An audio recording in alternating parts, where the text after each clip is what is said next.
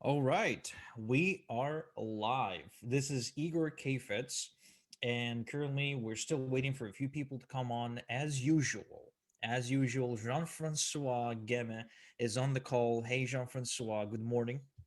And of course, Albert is on the call as well. We're still having a few people joining. I am friggin' pumped about this second half of the first session of the List Building Lifestyle. And since we're still waiting for a few people to come on, I'm gonna go ahead and let me just check the chat box real quick. Yay, Jean Francois, awesome! You guys can hear me, which is fantastic. So, since you arrived here, it's not Gem, it's Gem, right? Gem. I think I pronounced it right. If I didn't, I'm just buying lunch. Okay, I'm just next lunch is on me, man. I'm sorry for butchering your last name. So, what I would like to do, I would like to go over some of the things we chatted about last time, just to give you a quick refresher on what we've talked about. So, the first and most important thing we talked about on the previous session is the 27 magic words that get anyone to do anything for you. Okay, now, of course, these can be used in both positive and negative context, and I'm hopeful that you are using these tactics and these strategies that I'm sharing with you to influence people to buy things that are good for them. And the 27 words we've talked about are: people will do anything for those who encourage their fears, justify their failures, and allay their fears. I'm sorry, to encourage their dreams, justify their failures, allay their fears, confirm their suspicions, and help them throw rocks at their enemies. We also chatted about how people do not buy from people they believe have the best understanding in marketing. They actually buy from people who can show them that they understand them, right? So the purpose of the marketing dialogue, the purpose of the marketing conversation that happens between you and your potential customers before the money exchanges hands, and hopefully after money exchanges hands as well, which is good for your business, it's good for them, and it prevents buyer's remorse. The purpose is to show them you understand them. The purpose is to make them feel understood. And that is the primary reason why I decided to kick off this masterclass by sharing with you exactly what is going on in the prospect's mind, in the prospect's heart, and in the prospect's life. Because so much marketing fails today because of the gap that's between what is actually going on in their mind and where the marketer is trying to enter that conversation. So we've covered quite a few things. I gave you the 14 questions you should be asking yourself, should be answering in order to gain the best understanding of your market, in order to be able to show it. And I've also gave you the do's and the don'ts, especially the don'ts of what you should not be doing unless you want to scare your customer away. We spoke about what scares your customers, exactly what they're afraid of. We spoke about what frustrates them. And this is where we ran out of time, which is why we are conducting this session, which is the second part of the first session of the List Building Lifestyle Masterclass, where we're still talking about your ideal customer's avatar. And I'm planning to wrap up this first session, so the next time we get together, I can show you a few tricks on how to find the best and the highest converting offers in the marketplace, at least the way I go about looking for them. So with that in mind, with that said, it's 10:01 a.m. Eastern Standard Time and ready to kick off. If you're not here, you will have to watch the recording. If you're late, you're late. So we will kick things off today with discussing what have they tried in the past and failed. Now, this is very important because your customer fails to make the distinction between traffic sources, marketing methods, and the offers they promote. To them, more often than not, it's all the same thing, and it all failed them. So to them, it's just one big giant ball of failure. They don't make any, they make no distinctions between a traffic source that didn't work for them, or a marketing strategy that didn't work for them, or a marketing opportunity that didn't work for them. To them, it's all one big thing, even though it's kind of like saying, if your car breaks down, it's just because the car is bad, right? They don't break it down into the chassis, the gearbox, the engine, the whole thing. Like they just look at it one big thing rather than looking at it as a sum of parts. So to tell them, okay, to them, more often than not, it's all the same thing, and it all failed them. They don't know to tell the difference between their offers, their marketing strategy, the traffic strategy, their positioning, and quite frankly, they don't even try to tell the difference, because they just want the one thing that will make them rich. Now, you want to write this down, the one thing that will make them rich. The reason it's important is because people are inherently lazy in nature. Like, they are just lazy. Just accept that as fact. Everyone is lazy unless they are super hardcore, coming out of the Marine Corps and then 21 years old. Then they're not lazy. But if we're talking about the average person, they are lazy. And even the top achievers are lazy when it comes to fixing problems.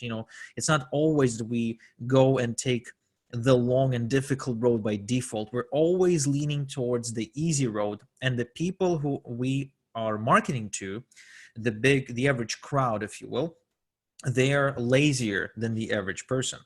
So that is something you absolutely have to remember. That is why always marketing the one thing is so effective, because they actually look for the one thing. That's what they are looking for, not looking for 21 things. They're not looking for a system that comprises of 42 steps.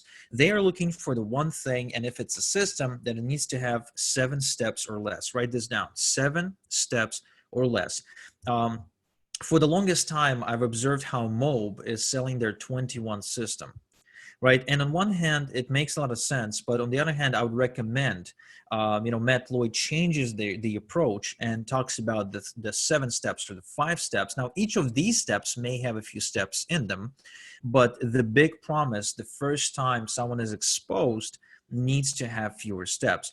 The human brain is just designed a certain way where more than 7 steps is really, really intimidating. So 7 and below is the magic number. Now, they're also not as ambitious as you think. So when they say they tried something, it means they either looked into it and it seemed too hard and they didn't try it, or they gave it a half-ass attempt and concluded it doesn't work before it could bear any fruits for them. In other words, they may have downloaded the course or bought a course, and then they, seen that there's 30 videos for them to go through, and they chose not to go through the course, and they simply said, okay, it's not going to work for me because of X. And X is just a justifier, just a reason they came up in their mind why it fails. Now, I recognize that I have to be taking notes here to first, because I am asking of you to take notes, and I will act as I ask, right? I will lead by example, but also because it's easier to follow this way. So what have they tried in the past that failed them? So a couple of things, we again just gonna go over this real quick. Customer is lazy. Customer doesn't determine between elements, right? They see it as just one thing. Customers looking for one thing, okay? And they're not ambitious, or not as ambitious as you think. While most people kind of talk about freedom and reaching their true potential, the reality is they just don't want to work for someone else. The reality is they will settle for a lower income or just as little of an income as long as they don't have to have a boss. It's just the reality of the business. So another reality that we mentioned is they don't really try things. They can get easily intimidated by something and then quickly discard it as doesn't work. And that's it, just because they didn't want to necessarily implement it. So got to keep that in mind. Let me take a sip of coffee. I feel like my energy is going down, and we'll continue.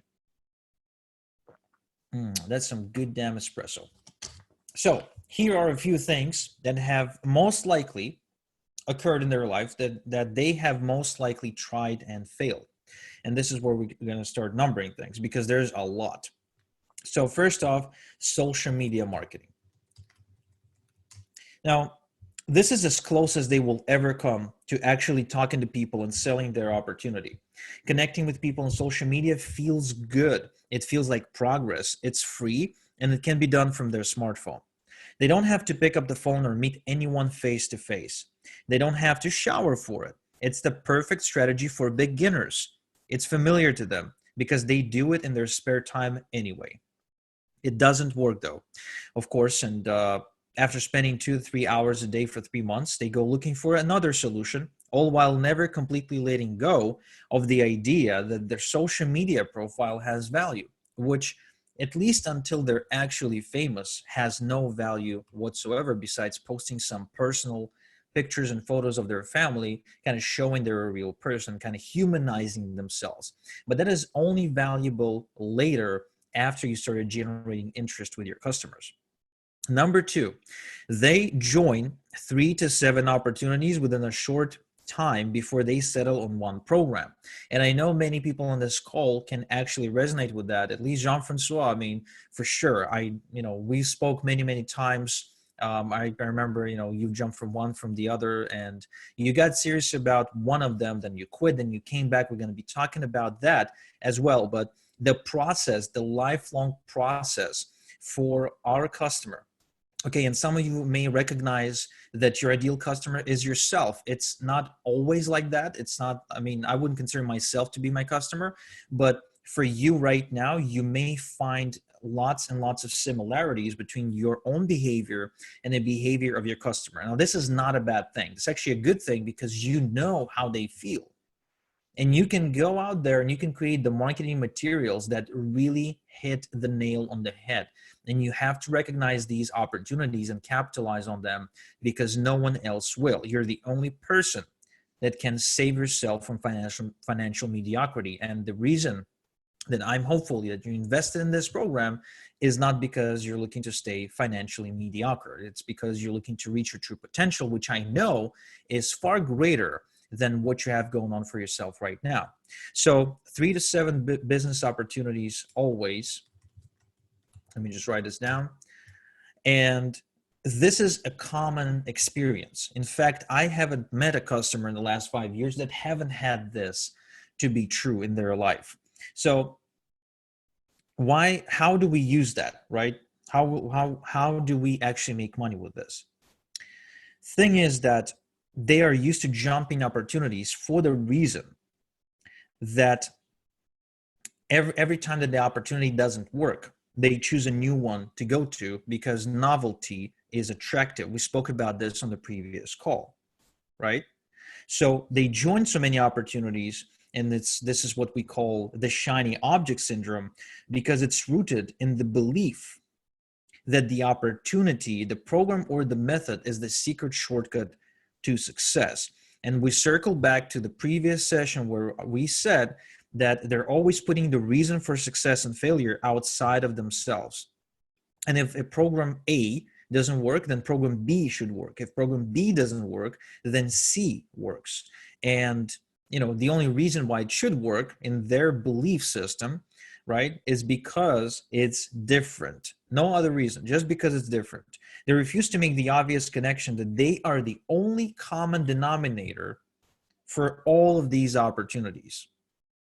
Okay, now again, this is something that's true for them, and we have to use it as a way to get them to action by appealing to this sense at first, okay, that the system is what they need. The system is what's going to save them.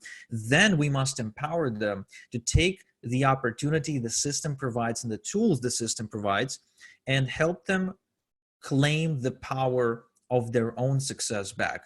Have help them recognize that they hold the key to their own success, and the opportunity, as important as it is still just an opportunity, and it cannot on itself make them successful. Now, 3, they consume a lot of material, but they never act on it. So consume, but never act.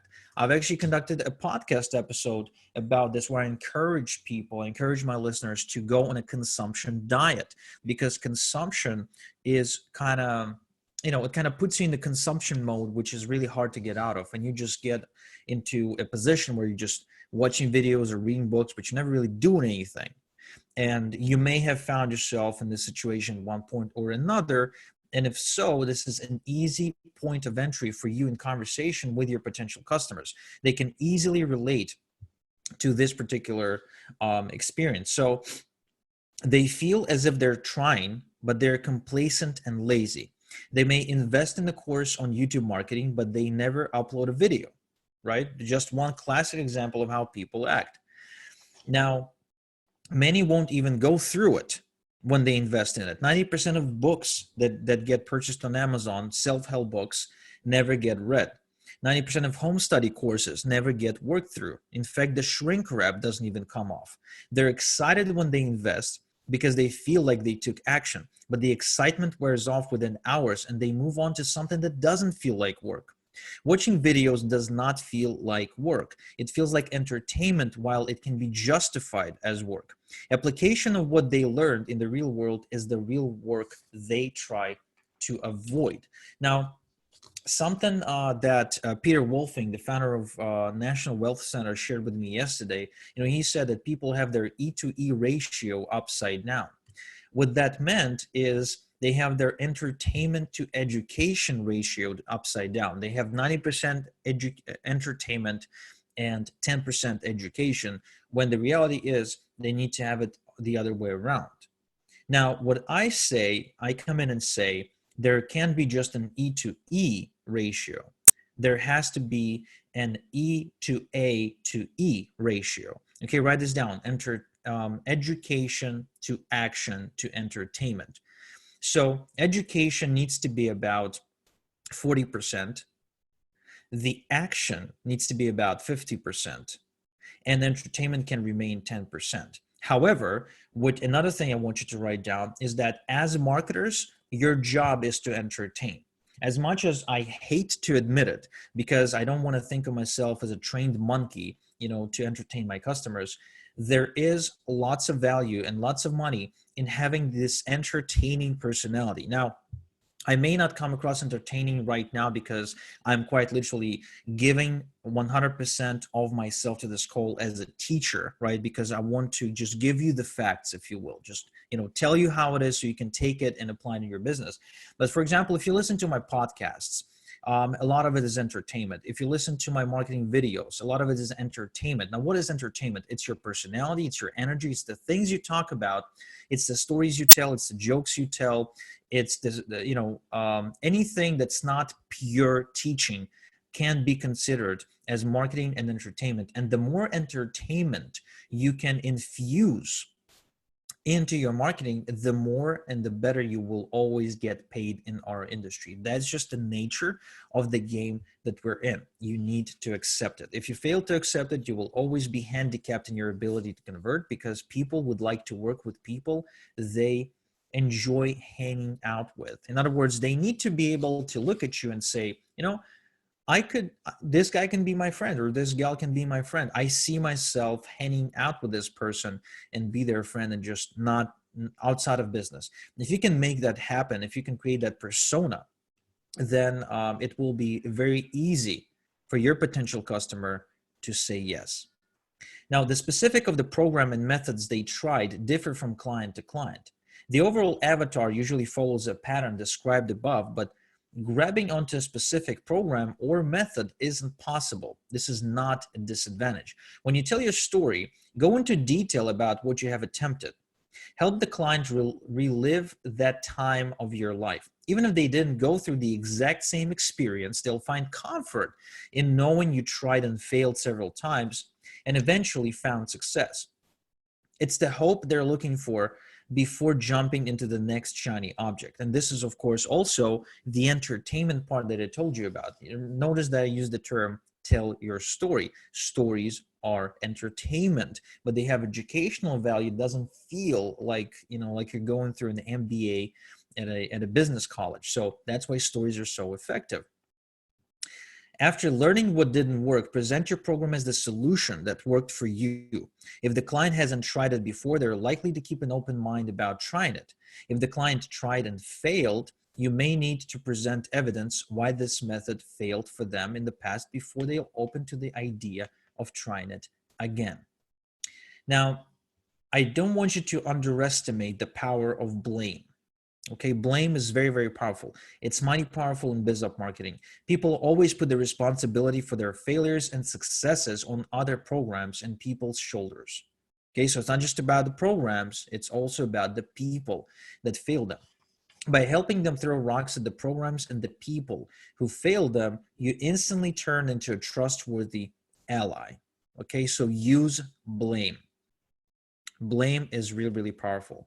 It may not be the most ethical thing in the world, and you don't really have to use it like 100% of the time, but pointing the finger, even in a very passive way, can be very effective. For example, if I'm selling Michael Cheney's 7-figure franchise, I actually put the blame on other systems. I did. So what I said was, look, other systems, as great as they are, they require you to be a skilled marketer to promote them. They require you to be someone who's already established and successful, because without it, like if you're a pure newbie, you will not be able to succeed.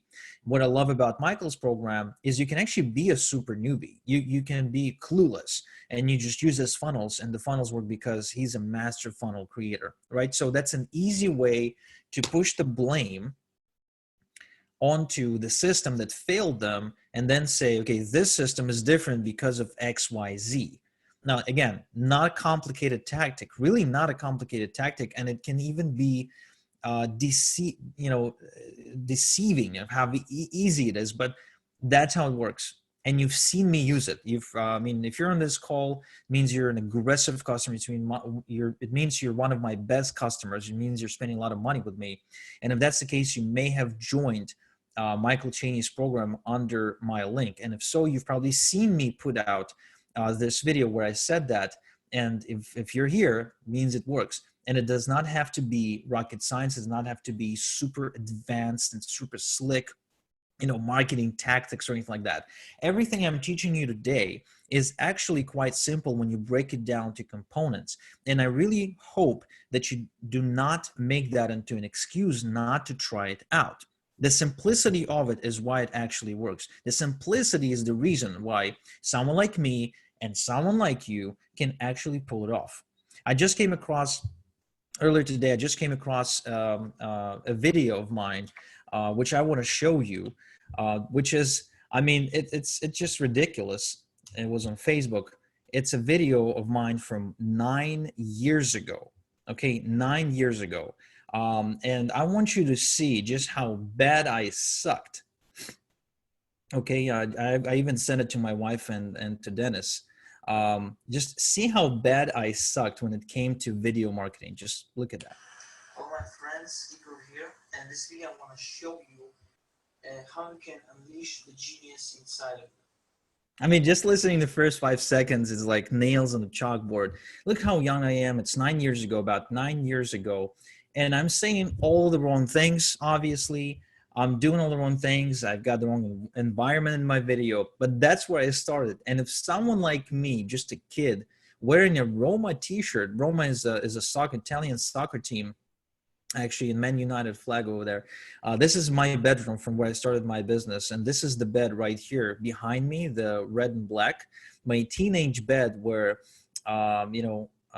I was sleeping, and then Anastasia moved in, and it's in my parents' apartment that we were renting. So anyway, my point is that if I could succeed and learn these tactics along the way, and being this bad starting out, you can succeed easily. You can succeed easily, especially with the tools and the knowledge that I'm giving you today. So let's continue. One of the most important principles to recognize when marketing to internet marketers and biz ops seekers is they quickly discard methods they tried or methods that sound familiar because they think they tried these methods and they didn't work for them. They're highly reluctant trying something they think they already tried because it seems like a waste of time. Internet is all about novelty to them. They believe there are dozens of methods they haven't tried yet, and one of them just has to work for them. Okay, that's the philosophy they have. They briefly try a method, and if it doesn't work, they move on to the next one. That's why people jump from things that aren't even in the same zip code sometimes, from selling on Amazon to promoting a food supplement to flipping sites, etc., etc., etc. It seems like they're all over the place, but to them, it seems like they're making the natural progression from one method that didn't work to another method that's based on a completely new concept and thus has a chance to work for them. Once they've exhausted all methods, they either quit the business or they approach their online business differently. Now, this is the part where I mentioned Jean-Francois, I mentioned your name. This is the part where you hit after, you kind of struggled with that one big opportunity of yours, and then you came back after a while, right? So they either quit or they start approaching the business differently. They mature into asking different questions and look for commonalities between all marketers who are making money. That's when BizUp junkies turn into real internet marketers. They stop chasing shiny objects. They commit to one method. They go to great length to master it, or at least get good enough to finally make money. I personally chased shiny objects for almost 2 years. It took me another year and a half after I got serious to finally master list building and email marketing before I became successful. Now, there is one, like I put a star here in my material because this is really important and I really want you to pay attention to this. Many who quit return to internet marketing 6 to 12 months later. Now, you may have had a period in your life where you said, you know what? Fuck this. I'm just tired of spending money, wasting time. I can't do this anymore. It doesn't work. So you go back to your old life. And when you fall back to your old life, you quickly realize and you're reminded why you started looking for online income opportunities in the first place. And it's then when you decide to come back, during this comeback, that you often get serious, much more serious than you used to be. You're willing to admit your flaws, you're willing to learn with your mistakes, and you're willing to be patient and more diligent about your journey. So for me, this came just before I met Anastasia. I got tired of doing the social media thing, of trying to fake it till I make it, the blogging, and I just quit for 3 months. I didn't touch anything. And 3 months later, I met Anastasia. I fell in love very quickly. And then it suddenly hit me. I was reminded why I needed to become more than just a financial mediocrity like everyone around me. I got reminded because I wanted a family with this woman. And I knew I can't support a family working, a dead sea day job. I just couldn't do it. Like you weren't making enough money. You could never make enough money doing it that way. So I got back into it. That's when I started seeing some results, quit my day job, then saw no results at all for 8 months, then, had to beg for my day job back. And, you know the story. So my point is that the moment when your customers decide to quit and then come back 6 months later, that is the moment when they get really serious and they stop making stupid excuses like, I can't afford it, I don't have the time, this is not for me, I'm too old, I'm too young, and so on and so forth.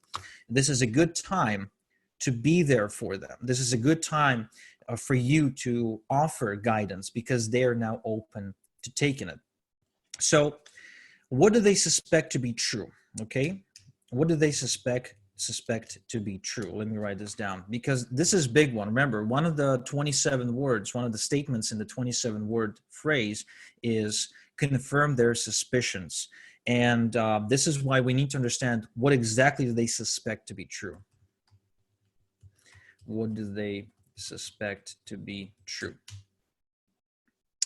Okie dokie, let me move that into a new page.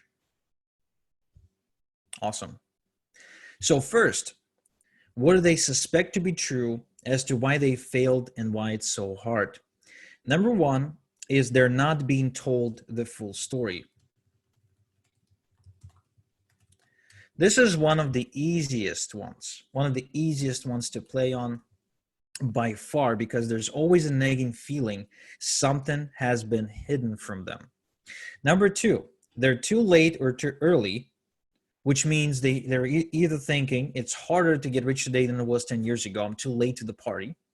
Or they're thinking the market isn't big enough. There's not enough opportunity, right? So basically, they talk about timing in the marketplace. They suspect the timing isn't great. So one of those things that we have to do here is appeal to that. Maybe confirm their suspicion. Say until now the time hasn't been great, but then we say, but now because of a reason of some kind, and we have to explain what this reason is, and it has to make logical sense. Now the timing is perfect. That's something we always need to do, especially in income opportunity marketing. Number 3, they're not destined to be successful. Things are predetermined by God, astrology, luck, etc. So I will write in predestination, or I would say, you know what? I'll say predetermination or faith. All right. So people believe in faith. People believe in God. People believe that unless they were born in a certain place in a certain time, or unless they have the right, zodiac sign or whatever, they're not destined to be successful. Now, this could be a downside if we just let it be, but it can also be used as an advantage, because what we can say is when the student is ready, the teacher appears. Or when you're ready, God presents you with an opportunity. Now, I realize we're moving into this really dangerous direction, but the truth of the matter is sometimes people are very difficult. I had a conversation with someone who is very religious. He's actually a pastor in church, but I didn't know it at the time. And I asked him about his son. His son is 23 years old. I'm like, oh wow, it's great age. He's probably dating. Does he have a girl? And this pastor says to me, no. We're not like that. I'm like, what do you mean you're not like that? Is he gay? I mean, doesn't like girls? He's like, no. We just, if he has a girl, if he finds a girl, first he needs to get married, and only then, they can hang out and have sex and stuff like that. If they have sex before marriage, it's sinful, and they will basically burn in hell. Now, from that point forward, I went into a conversation that I could never win. I went into an argument trying to prove to him that nothing's going to happen to you if you have sex before marriage, like I have and many other people have. But it was no use, because he believes that God will punish you. So a person who is very close to God and uses basically turns to God for every piece of advice, which is their prerogative, right? It's their decision, their choice. It's up to them how they want to live their life. I don't happen to agree with it, but that's how they choose to do it, and that's fine. A person like that, in order to convince them, in order to allow themselves, right? In order to help them to allow themselves to say yes to the opportunity, you have to position yourself and the opportunity as a divine intervention. Okay, again, I know we're stepping into a very dangerous territory, and if you believe in God, if you're very religious, feel free not to use this tactic. But chances are, if you're here in some way, shape, or form, again, if you're close with God, you have made a decision to be here because you felt God wants you to be rich. God wants you to be successful. God wants you to have more, to get more, so you can give more. Right. And that's the case. That's the healthy mindset that you need to help your potential customers adopt. So if you're a religious person yourself, please talk about that in your marketing. Do mention why you feel you're doing the right thing, and that that you're doing what God has planned, that God planned for you to do. If you're not a religious person, obviously you don't want to diss other people for believing in God, not at all.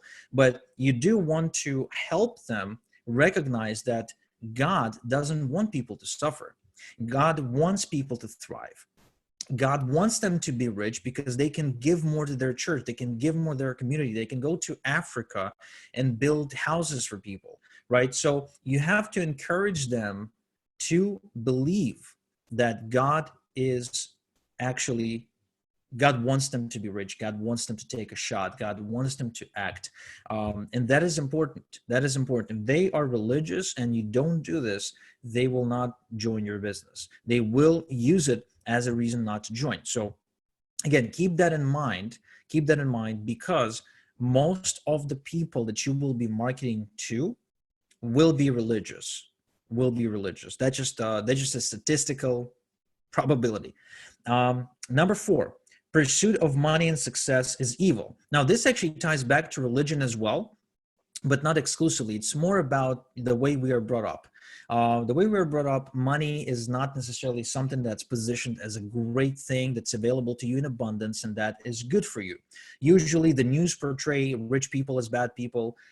Usually, our parents talk about their bosses or other rich people that have lots and lots of money as evil because they envy them, right? So pursuit of money and success is evil. That is something they suspect, but we need to be able to turn that around. We need to be talking about how pursuit of success and pursuit of money is actually noble.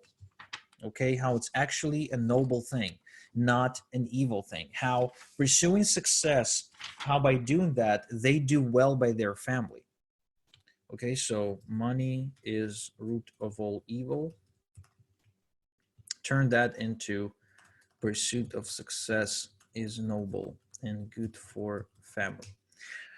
This is really important because everyone, almost everyone, whoever tries to make money online usually justifies it to themselves by talking about their family. So if you can help them kind of draw this line and help them recognize that, hey, look, what you're doing here is really good for your family, because by getting rich, you will be able to give them more and give them the kind of life you feel they deserve. You will immediately gain their attention. I used that a lot when I was selling my $8,000 to $15,000 coaching programs. I always spoke about my family. Now, this also happens to be true, by the way, right? That I did do it for my family. I always spoke about how I observed my parents, who were always struggling financially since we moved to Israel. And my mission was to make sure they don't struggle ever again. And I've accomplished my mission. And to this day, I brag about buying my parents an apartment in Israel cash, so they don't have to worry about rent anymore, rent and housing.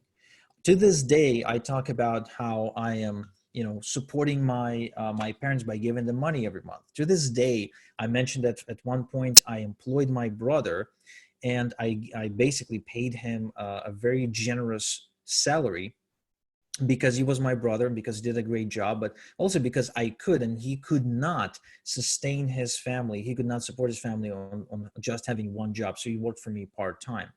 So I always talk about this stuff because family is important. Family is usually way more important to people than money. And if you tie those in together, you will automatically become an ally. Number five, I don't have credentials.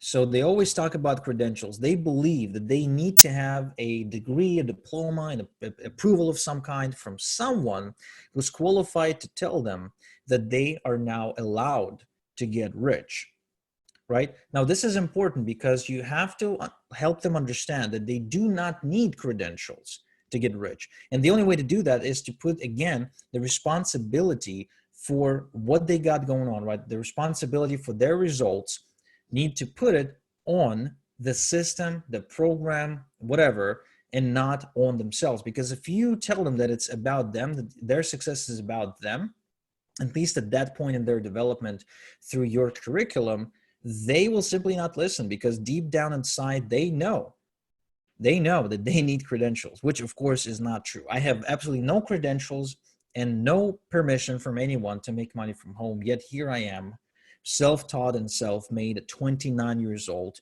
already have crossed the 10 million mark. So number six, bad genetics for this type of work. Now this is incredible, but I've actually got this objection many times. I'm going to write this down, bad genetics. What does that mean? Well, basically, some people think they're not good enough because they're analytical. Other people think they're not good enough because they're of the wrong sex. Like I had actually people come on to me and say, Igor, does your program work for women? I'm like, what? Why would it not work for women? And they say, well, because I only saw, 3 female testimonials out of 10 total testimonials or something like that. Like, it's just ridiculous. You know what I mean? So you always want to make sure that you eliminate the potential objection of, this is not going to work for me because of my genetics. This is not going to work for me because of my credentials, and so on and so forth. Number 7, you can't get rich quick. And this is important because this one doesn't make sense, right? Get rich quick. This doesn't make sense because they go online to find an income opportunity to get rich quick. But then at the same time, they disqualify the possibility because it seems too good to be true. So you can and you should play on this, and you should say, look, you can't get rich quick. It's not an overnight thing. You should always say that. But then you need to show them the next best thing. In other words, they go looking for the silver bullet without really admitting to themselves that they are. So your job is to tell them that silver bullets don't exist, unless you do actually have the silver bullet, which most of the time, of course, you don't. And you need to tell them that silver bullets don't exist and that you've got the next best thing to a silver bullet. Now, number 8, I failed in the past and I will fail again. So this is where past failures come into play, and they force people to essentially think that because they failed in the past, they will fail in the future. So their past failures dictate their successes in the future, which of course is the absolute back-asswards way to think about it. Because the more you fail, the more lessons you learn, the wiser you become, the more likely you are to succeed. Now, if you're someone who makes the same mistake over and over and over and over again and doesn't learn, that's a whole different story. But, ideally speaking, if you're failing a lot, you will become successful very, very quickly. There's even a phrase for that: fail forward fast. Right? The 3 F's: fail forward fast. Make as many mistakes as you possibly can, and you will succeed faster. But they don't understand that. They don't think that way. Therefore, you must appeal to that sense and say, yeah, you failed in the past, you failed a lot, but guess what? Not your fault. This is really important. This is one of those things that is absolutely essential in every income opportunity pitch I've ever seen. If you are not talking about their past failures and allowing them the opportunity to say, oh, so it wasn't my fault. I thought something was wrong with me, but no, it's not me. It's the systems I've been using. Then you're not doing your job. You absolutely have to appeal to that sense that it's not their fault, and their past failures are only result of using bad systems. Number 9, it's possible for them, but not for me. Okay, possible for them, but not for me. Now, what is this? So at some point, they're willing to come to a conclusion that someone else can be successful with your system. Other people are successful with your system. In fact, hey, you're showing them testimonials of people being really successful with the system. But then they say, you know what? I believe that your system can work for someone else. I just don't believe it can work for me because, and they got a mile-long list of reasons why they can't succeed. So you must then, once again, detach the idea of success and self. You must break the link between the chances of success and what kind of person they are, where they live, what language they speak, how much money they have, how genetically correct or incorrect they are, whether they believe in God or not. You have to detach success from all these elements and appeal to the sense that success is only about the system. Now, guys, let me take a quick break and ask you, can you hear any disturbance in the background? Can you hear any background noise right now? Just type in the box yes or no, because there's really heavy snow outside. It's not even snow. It's more like icy rain right now. And okay, cool. No, it's not coming through, which is good, because I was afraid, we're going to have a recording, with just a bunch of noise in the background. So last but not least, number 10 is I am too old. I'm too old. But this is a classic, right? This is something we should anticipate. I'm too old. I'm too young. I'm not smart enough. Etc. All this stuff. Again, the only way to fix this, the only way to overcome these objections is to make sure that the success is linked to system and not to their personality or the kind of person they are. Okay? So that concludes the part about what they suspect to be true. Now, the next part is exciting because I use this tactic all the time. It's all about who are their enemies. Now, remember, the enemy of my enemy is my friend. Okay, that's the reason it actually works. We're all a part of one or more tribes. So for example, I'm a part of an Apple tribe. I'm a part of a family tribe, right? I believe, that family is the correct way to lead your life. I'm a part of the Marvel tribe, really into Marvel comics. Right. Hold on just a sec. Jean-Francois is notifying me that okay, I didn't skip. It's the next one, Jean-Francois, but thank you for pointing that out. What's the day-to-day look? What's the day-to-day life is like is the next one. I'll get to it in just a few minutes. So my point with the tribe thing is that whether you realize it or not, you're always a member of a bunch of different tribes, a bunch of different belief systems. You will agree with certain types of people that believe a certain thing, and you will disagree and kind of, feel alienated by everyone else.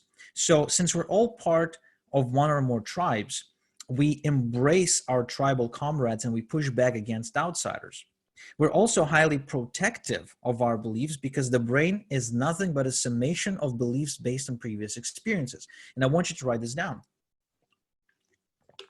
The brain is a summation of beliefs based on previous experiences. Anytime anyone disagrees with our beliefs, they turn into an enemy automatically. Anytime anyone tries to get us to change your beliefs against our will, they turn into an enemy. It's like they're trying to chop off our right foot and we're trying to prevent them from doing it. That's how the brain feels when you're trying to change any one of the brain's beliefs. The brain is so attached to its core way of thinking that in order to get it to listen, we first must show agreement, appreciation, or at least understanding of its beliefs. Okay, it's really, really important to recognize this principle. And notice I'm saying the brain. Okay, I'll repeat that again.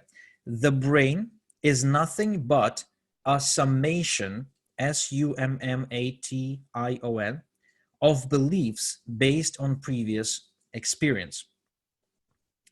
And notice I'm saying the brain, right? I'm not saying your customer is a summation of beliefs. No, it's their brain. And the reason I'm detaching them and I'm referring to their brain in third person is because they don't control it. They are not even aware that they are doing this. They're not even aware that they're becoming members of certain tribes and rejecting certain tribes. Therefore, we can't never blame people for being angry with us or, being, acting like assholes or whatever. Usually, it's only because their brain is sending commands to them and they don't even control that. That's just so automatic and so subconscious. They just don't know how to deal with it. And if they knew, if they were aware, they would change it, trust me, but they're not. They're not. So the enemy of my enemy is my friend. Marketing against the common enemy is a very powerful technique widely used by the world's most respected marketers. And like I said, I myself, which I consider myself to be pretty freaking respected, I use it all the time. I don't remember the last time I ran a promotion where I didn't at least once use the enemy. For example, a promotion we ran for the most recent, the Huge List Building program, right? One of the enemies I used was the 4-hour work week, right? I spoke about how I believe the 4-hour work week simply does not exist. If you want to make a lot of money, you will have to be busy. Now, you don't have to work hard, but you will have to work smart and you will have to invest a lot of time. Now, the other enemies I've used in the past, in the recent past, are, for example, the issue of having to invest too much money or a lot of money into having to build your list, right? That's an enemy. So I want you to understand that the definition of an enemy is marketing against anything or anyone that either stands in the way of our customer's ideal outcome or anyone or anything that condemns our client for pursuing this outcome. Enemy is an abstract term that involves people, circumstances, institutions, belief systems, and epochs, and everything else. So again, write this down. Enemy is not one person. It's not like someone in their life. Enemy can be a circumstance. Enemy can be a problem. Enemy can be a something that happens in their day-to-day life. Enemy can be someone who says, oh, you're going to another seminar. Don't let them sell you anything. That's an enemy right there. There's the enemy of the person who mocks them. But when they go to the seminar, there's also the enemy of, the person who's going to sell me something rather than teach me something. So there's a bunch of different enemies you can use. And I've got a list of 16 enemies, 16 core enemies that I got for you here. And I'm not going to go into detail about each and every one of them, but I will touch upon everyone. And it's the ones that I feel are most critical that I will expand on. So get ready to take some notes. So the first one, it's their own self-esteem. Now, they don't recognize it, but it's their enemy. And we often have to fight this enemy through encouraging them that they can do it.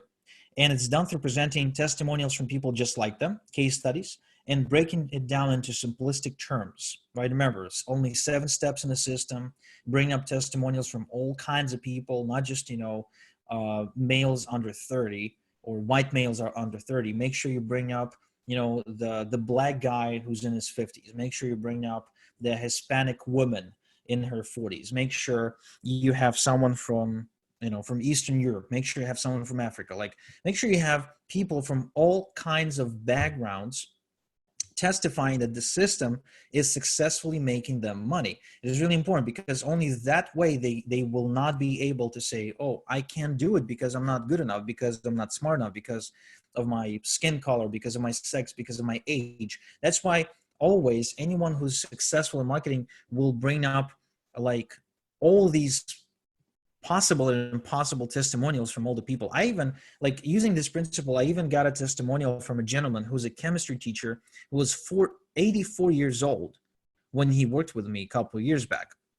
I don't even know if the guy's alive, but I have the testimonial testifying that I worked with a really old gentleman from, I think it was from Scotland, right? And he's a chemistry teacher, and he succeeded. He made money. So it was amazing. It was a huge win for me in my business because, I was just kind of chasing testimonials at the time. And, you should always be chasing testimonials, even if not your own testimonials, like the testimonials of people saying how awesome you are, but testimonials for the system.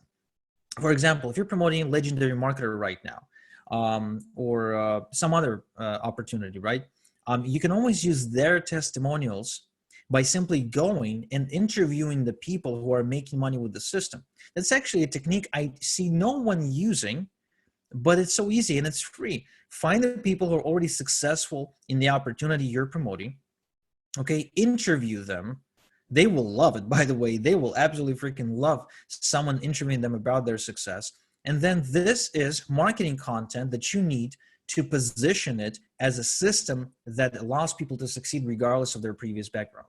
Just make sure that throughout this interview, you sprinkle it with these points and even ask questions from the person you're interviewing. Ask them the questions that allow them to answer in a way that basically transfers these points across to the potential customer. For example, if you're, again, because I keep thinking of Jean-Francois, you're so embedded in my mind. I'm thinking of Legendary Marketer. So let's just say in Legendary Marketer, there's a person I know who's very successful right now. I think his name is Nick Anderson, right? You can go and you can interview Nick. And I know, like, I happened to interview, Nick recently. So he's got a great story where he got kicked out of an MLM, where he couldn't succeed with social media, where he succeeded with YouTube advertising, YouTube, free YouTube content. So you can actually make a few great points out of his journey. For one, people didn't believe in him, the naysayers, which is enemy number 3 and 4, which I'm going to touch on in a second. The other thing, he starts in an MLM, he moves into an income opportunity. What does it tell you? That, even if something failed you in the past, It doesn't mean you're the failure. It means that you just didn't find the right system for you, right? So just 2 points off the top of my head, which you can easily use in your marketing. Just go and interview the guy, right? And there's plenty of other people you can interview, starting with the founder of the company, right? So for example, Dave Sharp, like approach Dave Sharp and see if he's open to an interview, and he knows exactly what to say. He's a brilliant income opportunity marketer. But also the people who are making money, even if that money is not impressive. Maybe they're making only $1,000 a month. Maybe they're making only $1,500 a month, but that's already $1,500 a month more than the potential recruit that you're trying to sign up into the system. Use that. The opportunities are abundant. You just have to be willing to step up and try and take advantage of them. So the first one is their low self-esteem, which you overcome by appealing through case studies and by letting them know that their failures are rooted not in themselves, but in the system. Again, this is not necessarily even true to the extent, because they're obviously responsible for their own failures. But if you believe your system is amazing, then at the very least, you're giving them the best shot at success, no matter if they are themselves self-sabotaging or something like that. Again, this is something you can figure out later, because for now, the first step is to join the system so you can start helping them. Now, the gurus who make the money and overpromise but never deliver what they promise. Basically, people who sing one song before they get paid and completely different after, right? So I'll just mark them as the gurus. And, this is a beaten to death ragdoll of an enemy. It's not as effective as it used to be. But still, if you position it right, it can still be effective, because anyone who you'll be dealing with, anyone you'll be doing business with, has at least one story of them giving money to someone and that person failing them. I have one. Believe it or not, I have one. Would you like me to tell you what the story is? Just type in yes in the chat box. All right, cool. So the story is very simple. I was at a point in my business where I was making about $40,000 a month. It was 4 or 5 years ago, and I needed a mentor. I felt that I have sort of hit my glass ceiling. I needed the next level. So, see, you don't even need to be failing in your business to actually have a story like that and to be able to relate to it. So here I am, I'm going out to the seminar in England, and I meet one of my previous mentors, Alex Jeffries, and he has this guy come on and hang out at the bar in the evening, and his name is Stuart Ross. And Stuart Ross is someone who runs the company called the Seven Figure Mentors, or the Six Figure Mentors. It's called SFM. They also, I think, rebranded into Digital Experts Academy more recently. And, when Stuart walked into the room, everyone was just quiet. Like, he made everyone shut up. Like, when he walked in, everyone just turned around. And even though no one said anything, you could see the look in everyone's eyes. It'd be like, who is this guy? Because we immediately knew he was head and shoulders above of all the affiliate marketers in the room. And, he proceeded to greet Alex. They chatted, etc. And I briefly chatted with him later that night, saying that I spotted something unusual about him. And I remember his name from way back. And I did. I remembered his name. I observed him when he was just coming up to the superstardom, when I was just getting started. And at that point in time, I knew he was making a lot more money than me. At least that was the belief. So I told him that I want him to coach me. 2 weeks later, we finally got on a phone call, because getting him on a phone is really, really difficult. And he pitched me, very reluctantly, by the way, he pitched me on the idea of joining. I wanted private coaching. That's what I usually do. Like, I'm willing to pay whatever money it takes, but to get private time with the person I want to be more like. And he said, okay, well, you can join SFM, the Six-Figure Mentors or Seven-Figure Mentors. You can join SFM at the black level, the $20,000 level, and that will give you, a private time with me. I said, okay, fine. I joined the SFM at the $20,000 level. And guess what happens? We have one coaching call and the guy simply stops responding. I feel like I've been ripped off, and I feel so stupid too because I'm not supposed to be ripped off when I'm already achieving that sort of success in my business. It just doesn't make any sense. I felt really, really stupid and really embarrassed. And obviously I didn't complain to anyone because that's not the kind of person I am. I just kind of, learn my lesson and move on. But yeah, I too was scammed for 20 grand by a guru who said one thing, promised one thing, and they never delivered on what they promised. So if you have a story like that, get it on video, get it in an email, get it on a page in an article, do something. Present this story to your potential customers. That is what marketing is all about. Okay, it's you giving them a chance to connect with you on this emotional level. So number 2 is the gurus. 3, naysayers. Now there's 2 types of naysayers. Number 3 is naysayers, friends and family, and anyone who doesn't appreciate what our client tries to achieve. Your customer wants to be celebrated for buying into an income opportunity, for taking bold, massive action. This is your job, okay? Their friends and family offer the complete opposite. They ridicule and they condemn them for investing. Your job is to congratulate them and encourage them to invest, because investment in and of itself, as we're going to be covering in the next hour, is a form of achievement. Now, the 4th type is also naysayers, but it's the 2nd type of naysayers, the people who told them they can't do something. This is one of the most powerful motivators ever. So if you have a story, I'm just going to put in naysayers number 2. So if you have a story in your arsenal where, you can remember someone doubting you and telling you you can't do something, definitely tell that story. I tell the story about my dad. I tell the story about, my school friends who turned their back on me when they first heard about me trying to make money online. They were like, yeah, okay, we lost Igor, bye-bye. And they kind of stopped picking up the phone. My best friend, who basically kind of disconnected from me the moment I told him about my dream. And all of these people that basically did not believe in me. And every successful person, by the way, has a story like that. Every person has a story like that. For example, Michael Jordan, who's a basketball teacher in high school, told him he's not going to be a basketball player, he should quit the team. Albert Einstein, who was ridiculed by his teachers all the time and by his parents as well. So we all have that, and it's a really powerful motivator. Make sure you're telling that story over and over and over and over again.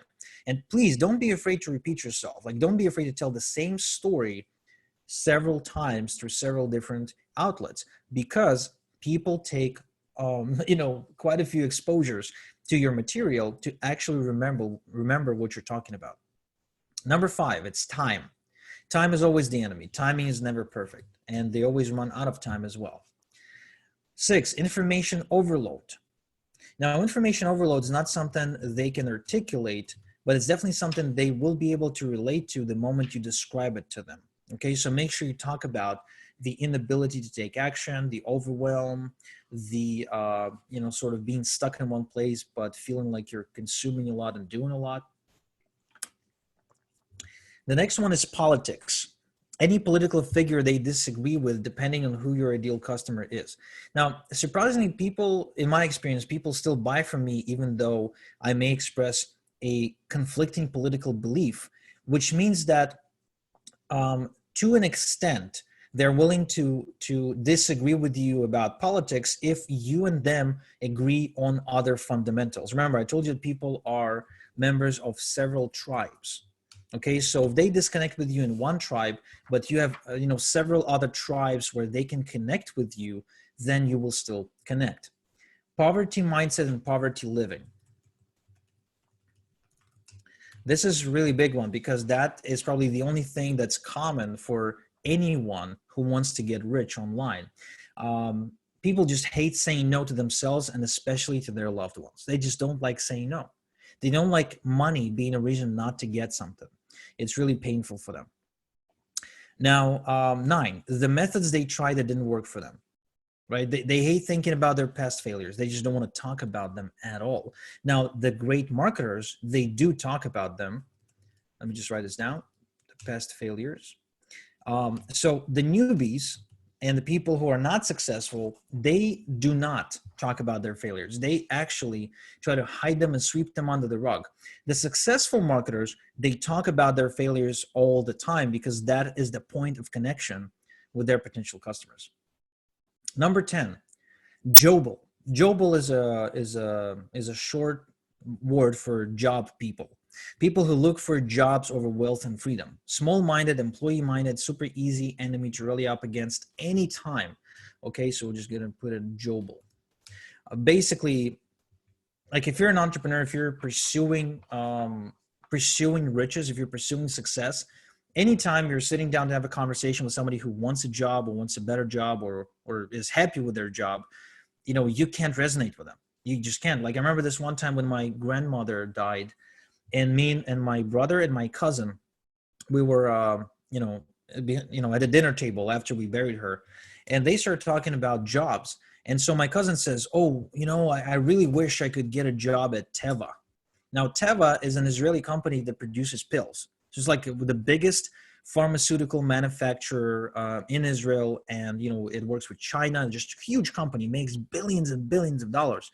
He's like, I really wish I could get a job in Teva because you get this benefit and this benefit, and they send you off on vacation twice a year, and they do this and they do that. And then he started talking about how difficult it is to get into Teva.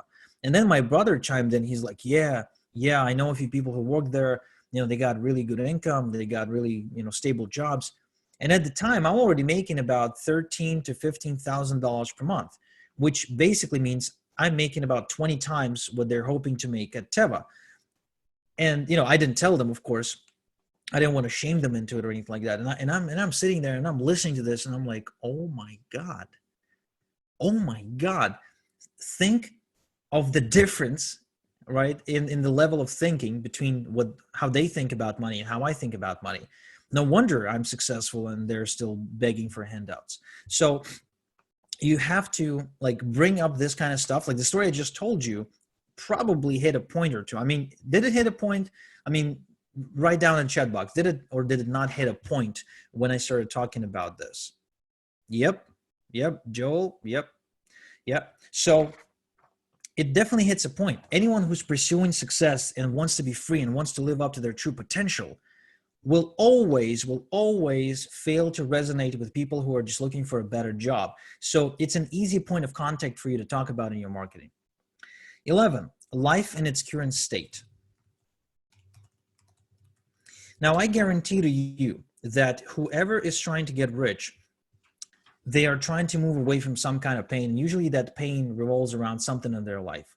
If they don't hate all of it, then they hate at least some part of their life. And you can kind of trigger that point by describing something you hated or hate about not having the kind of money you want to have. Be it lack of freedom, be it lack of money, be it, for example, one of the more popular ones that always worked for me was, when I tell a story of a client who wanted to go on vacation anytime he chose to go on vacation and not anytime his boss told him he could go on vacation. And especially when, they pre-planned the vacation and they kind of submitted their request 6 months prior. They'd be like, okay, this summer I'm taking my kids to Disney World. And, I notify the boss 6 months before that.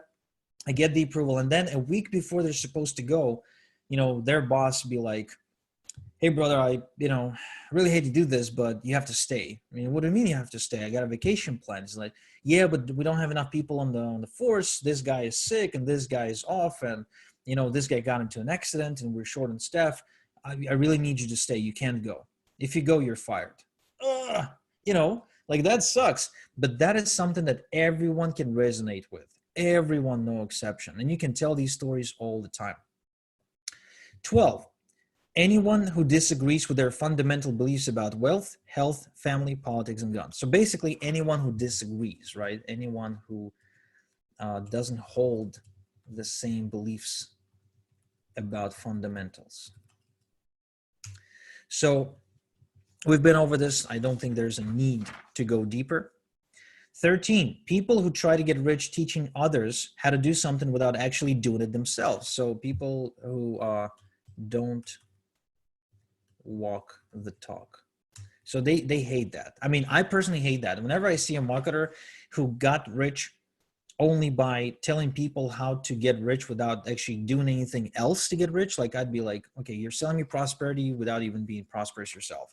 I can't take advice from someone like that. So anytime you're offering advice to people, okay, you will face this dilemma.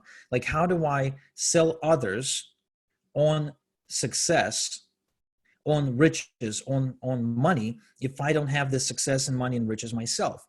Well, there's two solutions to that. First off, you can always sell through your upline and through the people who are successful. You don't have to always, talk about yourself being successful. You can celebrate other people's success instead, but do it as a reporter, like Napoleon Hill. So, anyone here read uh, the um, the Science of Getting Rich, or not the Science? I'm sorry, Think and Grow Rich. I'm sure at least some of you, read this book, Think and Grow Rich, obviously. So Napoleon Hill, did you know that Napoleon Hill died broke? Like, the guy was actually never rich. He was rich for a really brief period of time in his life, but he was not rich. Yet he's regarded as one of the best, one of the go-to authorities on getting rich ever in history. Why is that? Because he went out there and he became a reporter of success by interviewing billionaires and millionaires. You can be exactly the same way. You don't have to tell people you're rich because you're not, and they can see right through it. Just report on other people's success and you become guilty by association. At that point, they won't even be looking for you to be rich. You will just be associated with the successful people, and that way you automatically gain that credibility. That's what I've done when I started. I went out there, and as soon as I figured out the secret, I started interviewing people, um, even if I was way out of their league. I would reach out to people and lie through my teeth, do whatever I have to do just to get them for an interview. For example, I would tell them, um, "Hey, I'm launching this product, and I'm interviewing these experts, and I've already got this, and this person, and I also want to interview you." Like, and the people that I would mention would be the people in their circle. Now, obviously, they wouldn't go and check. They wouldn't be like, "Oh, did you get a message from this Igor person?" Like, they wouldn't go, but they'd be like, "Oh, if my friends are doing it, I will do it too." It's because they want to kind of stay in sync with their community. And everyone who's successful, even to the smallest extent, always loves being celebrated for their success, because they don't get that in real life. Like, I walk out on the street right now, nobody knows me, right? On one hand, it's a good thing because I don't have any paparazzi kind of chasing me or whatever, right? But on the other hand, I really wish they knew. I really wish they celebrated my success with me. But instead, I don't get that. In fact, when I walk into a car dealership in Canada, having no credit score, but having, at the same time, about $200,000 in the bank, they'd be like, "Boy, you're in the wrong place. We're not going to sell you a car." And it makes me furious. Like, I want people to celebrate my success. I thrive whenever I get a testimonial from a customer. Sometimes I just re-watch my own testimonials just to make myself feel better, because I want other people to celebrate my success. So when you approach experts for an interview, it's very easy. It's very easy. You appeal to that sense, and it's awesome. So Jean-Francois writes that he doesn't want to die poor. Well, you don't have to die poor, because Napoleon Hill had a few things wrong, and he actually made a few mistakes along the way. Look into his biography, but you don't have to die poor. It's actually within your control. It's within your control. By the way, anyone here can resonate with that? Not wanting to die poor. I sure don't want to die poor. Like, I have money right now, but I know you were joking, Jean-Francois, but I actually have this fear. Yes, Albert raised his hand. So I actually have this fear all the time. Why do you think I hustle so hard? Because I don't want to die fucking poor. The greatest fear I have, the greatest fear that I've got, the kind of fear that makes me wake up in cold sweat, is me losing everything I've got, right? Joel says, "I don't want to be an old man and no one being able to help me." Yeah, that's another one. I too don't want to be a burden on my kids. because I know if I have a son, I have a daughter, and I know she'll take care of me if I do the good job, the right job of assisting her growing up. But if I have a son, I know that my son will not take care of me. They just, you know, sons just don't do that. You know what I mean? Um, anyway, I got distracted. I digress. Number 14, debt. They hate it. So anytime you can talk about the debt you racked up, the debt they racked up, anytime you want to trigger anger and frustration, just talk about debt. Talk about sinking deeper in debt. Talk about taking on more debt just to get out of debt. Like, I tell this story how my dad used to take on loans in the bank just to cover the other loans we took earlier that expired. So he would take on like 10,000 shekels as a loan to cover bills and stuff, which is a bad tactic to cover bills, by the way. Then a year later, when we need to repay it, guess what? He goes to the bank, he doesn't have the money. The bank says, okay, take on another loan to cover for it. And that's more percentages and more percentages. So I ended up paying all these loans later when I succeeded. But until then, we would always take on more loans and more loans and more loans. Now I'm really thankful that the bank would actually give us the loans because we could put food on the table. But that was a really bad strategy. And anytime I tell this story, it really resonates with people because they often try to cover one credit card with another, and it's just, it's a really bad place to be. Number 15, having to say no to their kids. We've been over this, I think, earlier, but it's worth mentioning again. They really, really, really don't like that. And it can also be an enemy, okay? Having to say no to kids. Like anyone who has kids or anyone who can, imagine them having kids in the future will resonate with that.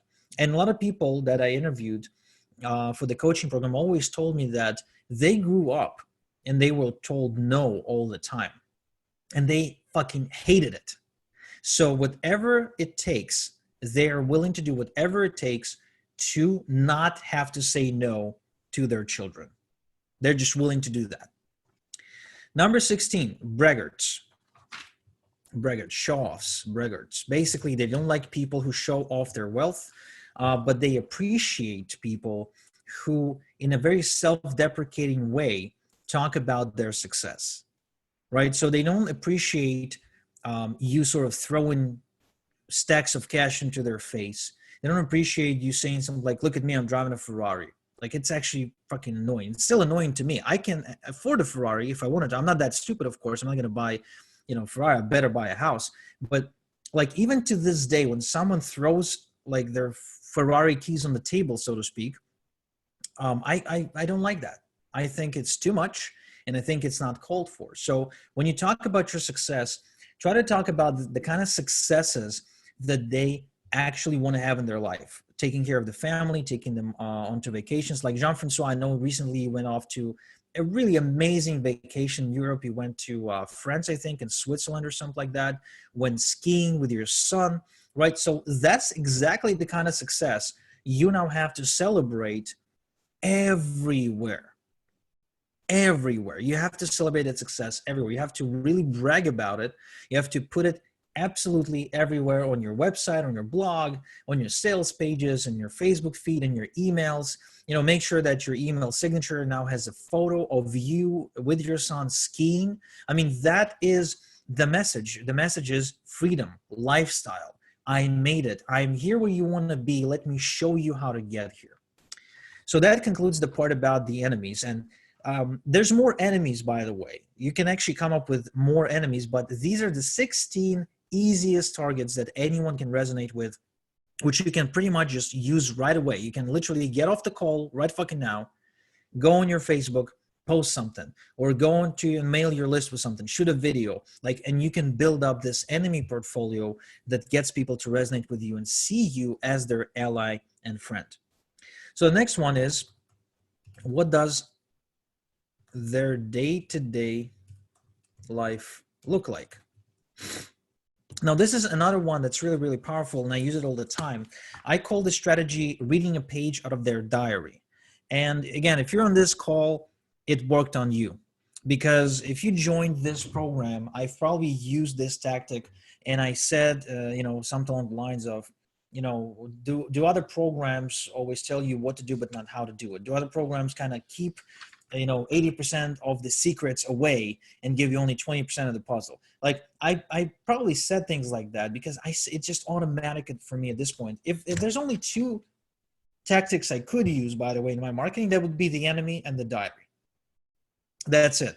That would be the only two tactics I would ever need to make a great living without having to hustle hard at all. Because the moment you do that, the moment you throw rocks at their enemies and you quite literally feed back to them what their life looks like, showing that you understand, that is when you become an ally. That is when it is almost irrelevant what you're selling. I could quit solo ads right now, and I could move into like affiliate marketing and just start promoting programs every day to you guys. And I bet about 15% of my core tribe would still follow me, because of that, for them, it just doesn't matter anymore. It doesn't matter. As long as I'm the one presenting, as long as I'm the one delivering the message and they know I have their best interest in mind, they would just join, because that's the power of building this sort of relationship. Now, I use the word ally, and the reason I use the word ally is because ally is someone you rely on in battle. And I go through great length to present the marketing industry as the battlefield where you need allies. So the moment I can position myself as an ally with my best customers, guess what? I'm the one they trust. I'm the one they trust. And automatically many other people are enemies. So let's move into the what does their day-to-day life. Yeah, Joel, that's why you trusted me so much. See, I pulled one over you, my friend. The joke's on you. I'm just kidding. You made a wise decision, trust me. Like, if anything, if you take nothing else from this program but this one session, trust me, you will be so much better off. The making money becomes so much easier. So let me go ahead and close the chat because it's kind of distracting. All right, Mark, thank you for joining us. Better later than never. I agree. Plus, you'll be able to watch the recording. So what does their day-to-day life look like? They are bored, for one. They're just bored. They're bored with their life. Not just, with Saturdays, nothing to do on a Saturday. No, they're bored with what they do for a living. They are bored with their day-to-day existence. And that is powerful. That is actually one of the prerequisites of why they go looking for income opportunities, because it's not just about the money. For most, it's also about applying themselves to the fullest of their potential. Number two, they have to say no to themselves and the people around them a lot, right? So again, I'm bringing this up, having to say no, because it's so common and we can use it in so many different ways. Number three, they get behind the computer, spend 1 to 2 hours, and then don't know how to explain where the hell did that time go. They get lost in the information they get from their gurus on their Facebook feed and on the webinars they attend. Hopefully this is not one of those webinars. And they get into the business because of the promise of small time investment and large income, but the complete opposite happens: large time investment and no income. So they sort of get lost when they try to market their business online. They get online, they read an article or something like that, and they just get lost, kind of go deep in the rabbit hole. Then 2 hours later, they realize, oh my God, another day went by, another 2 hours went by, and I accomplished absolutely nothing. By the way, whoever had this happen to them, like genuinely, does this ever happen to you? Because it happened to me quite literally once a day in the last 4 days. Like, I spent at least 2 hours every day last 2 days, and then I'd be like, what the hell did I do? Like, I have nothing to show for this. So yeah, Jean-Francois, Joel, yep. Yeah. So it is a very common experience. So see what I mean when I say you are in many ways your own customers to this day, even after you're successful, because there are experiences that are universal you can always build on. Number four, they never go beyond reviewing offers. This is a big one. It took me a while to recognize. Their marketing, like what they think is marketing, comes down to reviewing old offers they got in the mail and the new ones they will get tomorrow. Their day-to-day experience resembles sorting through the mail on steroids. They also get on webinars, conference calls, and watch YouTube videos about the programs they're joining. So many times they'll get on a webinar and they'll buy something, but it will feel to them that they've made progress because of that purchase, because they've been to a webinar, because they didn't just kind of sit in front of a TV. To an extent, that is the correct philosophy, but you can take it to the next level and actually, implement the knowledge instead of just consuming it, as we've talked about in the past. So they're reviewing lots of offers. And they get hit with new offers every 10 seconds, by the way. Every 10 seconds.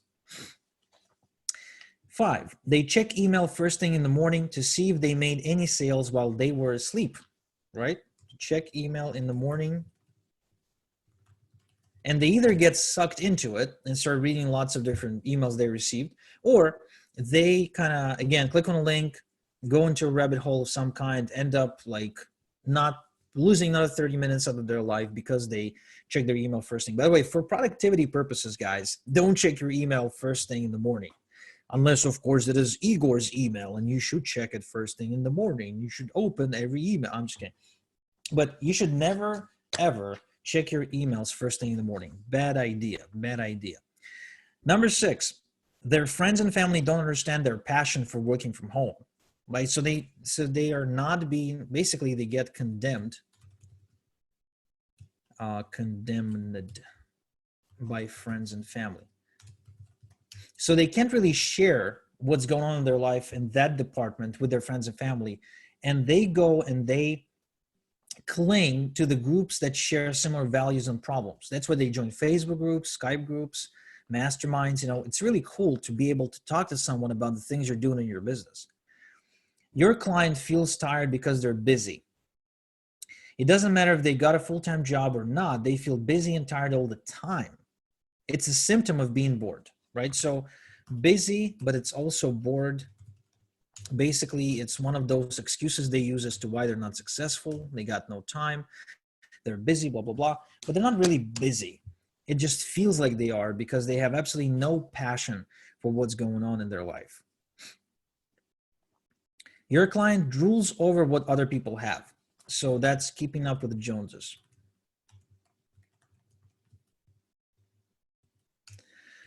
Looking at their neighbor, looking at the people in the niche, they want that big list, they want that Ferrari, they want the big house, they want the freedom. The freedom is what all of them want. Like, people will tell you they don't want to make $100,000 a month, but they would love $4,000 per month and the ability to simply like wake up in the morning and not feel pressured to go to a job.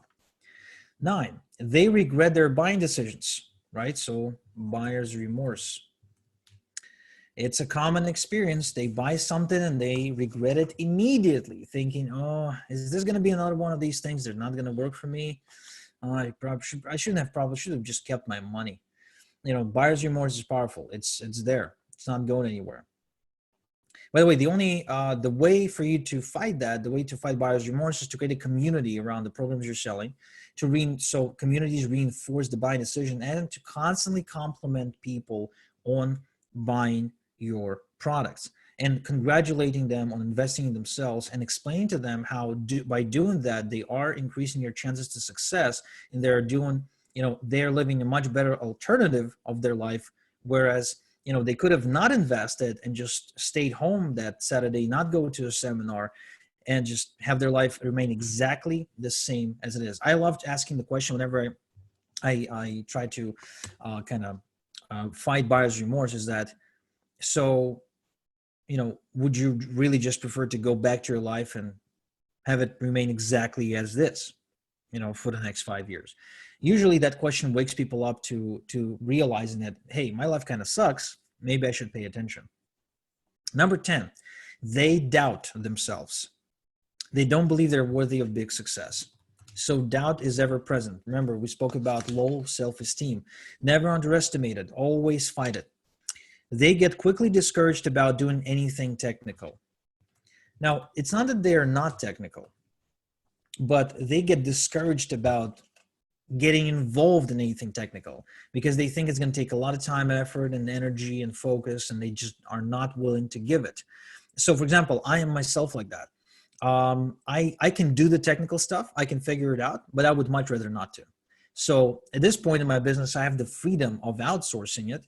But and of course, it's the smart way to go when you're at my level. But when they're just starting out, the technical stuff is really overwhelming. Not because it's too difficult. Today's everything is drag and drop, but because they just hate the whole idea of it.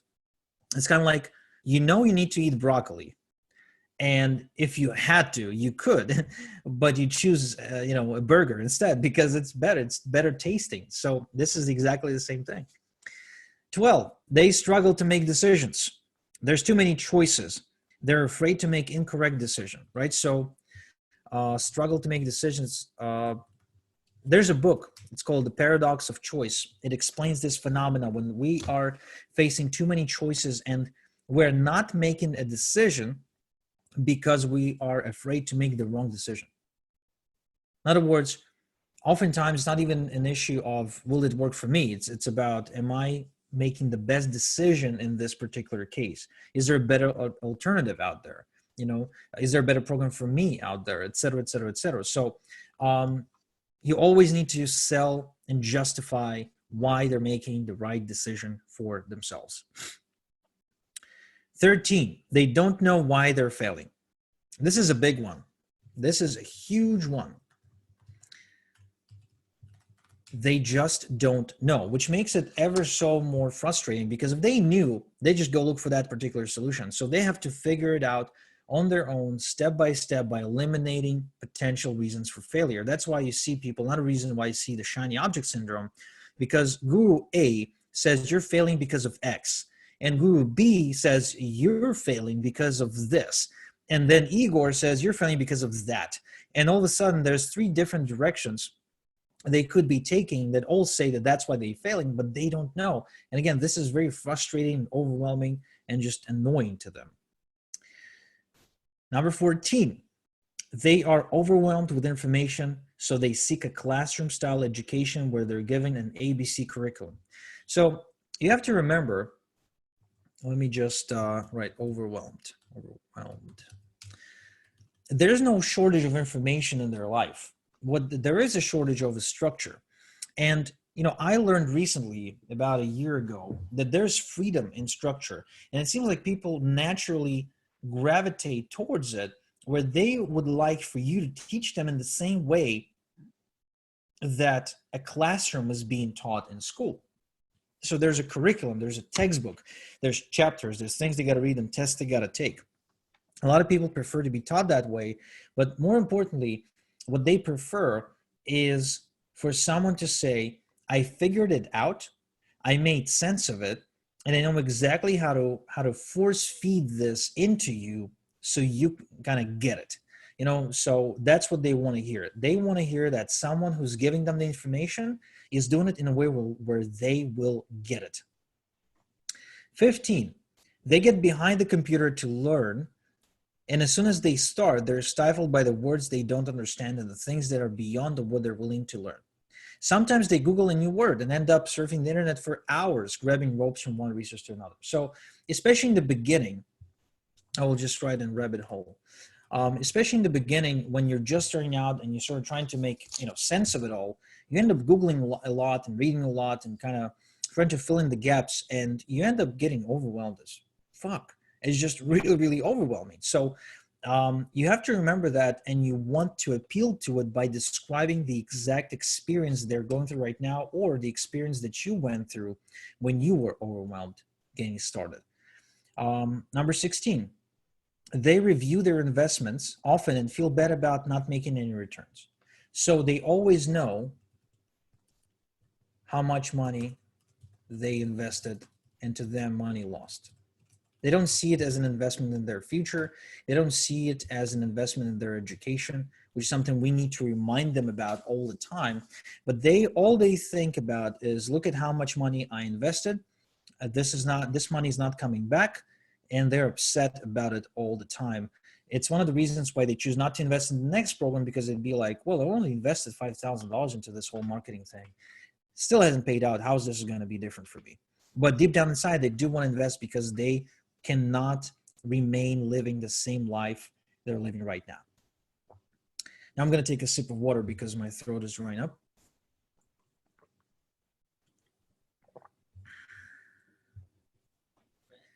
Number 17, they flirt with the idea of working from home for a long time.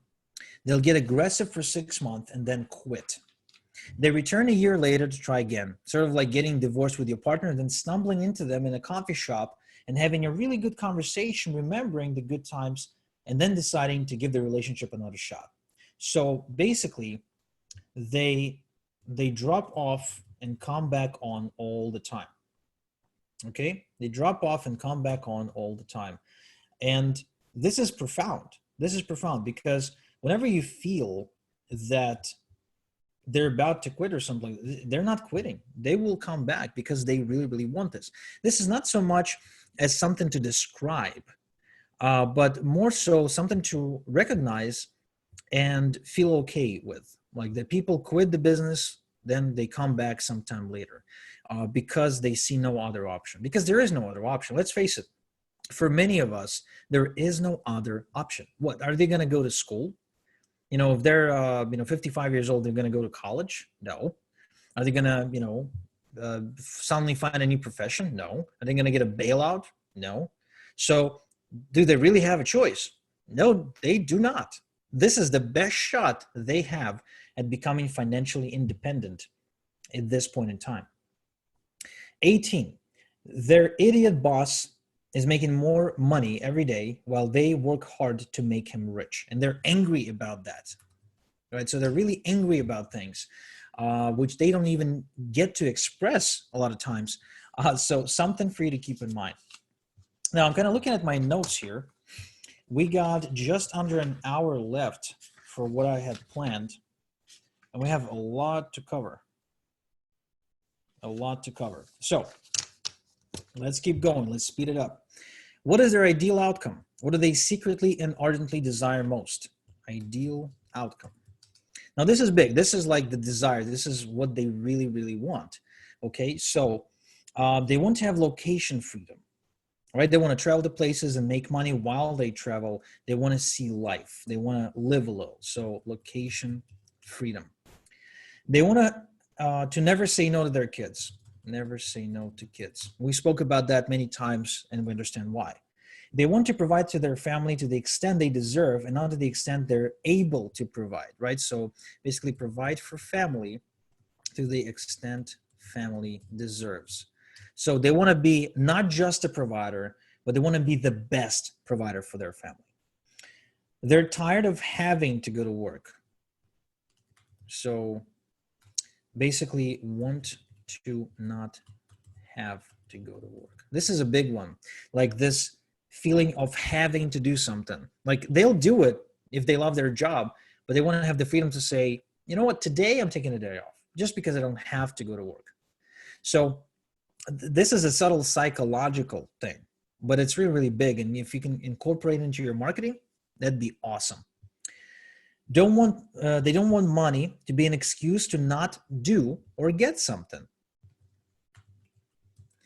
Basically, they don't want to feel limited by the amount of money they make to get the things they want for themselves and their family.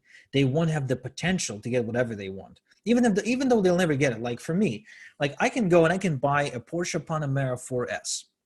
I can probably lease it and I can handle the monthly payment. Will I do it? No. This is way, way over what I consider to be a necessity. This is way over what I need. But can I? Yes. And that is what makes me feel good, is that the ability to be able to achieve it, right? The potential of it. So number 6, they don't want to improve their life. They want a whole new life. This is a big one. Don't sell a fix, sell a novelty. This is really important. Don't try to show them how to improve something. Instead of selling them a new thing, right? So don't talk to them about getting a better job. Talk to them about getting a whole new life with freedom. This is something most people don't get, and they try to sell the wrong thing to the wrong crowd. Number 7, multiple streams of income, all automated or low time. So multiple streams of income is basically a no-brainer for anyone who tries to make money online because the technology allows us to make money automatically. Number 8, they want no limit to how much they can make. Okay? They know they'll settle for 10 grand or even less than that per month, but it's the feeling of freedom that comes with unlimited potential is what drives them. So they want unlimited potential, no income ceiling.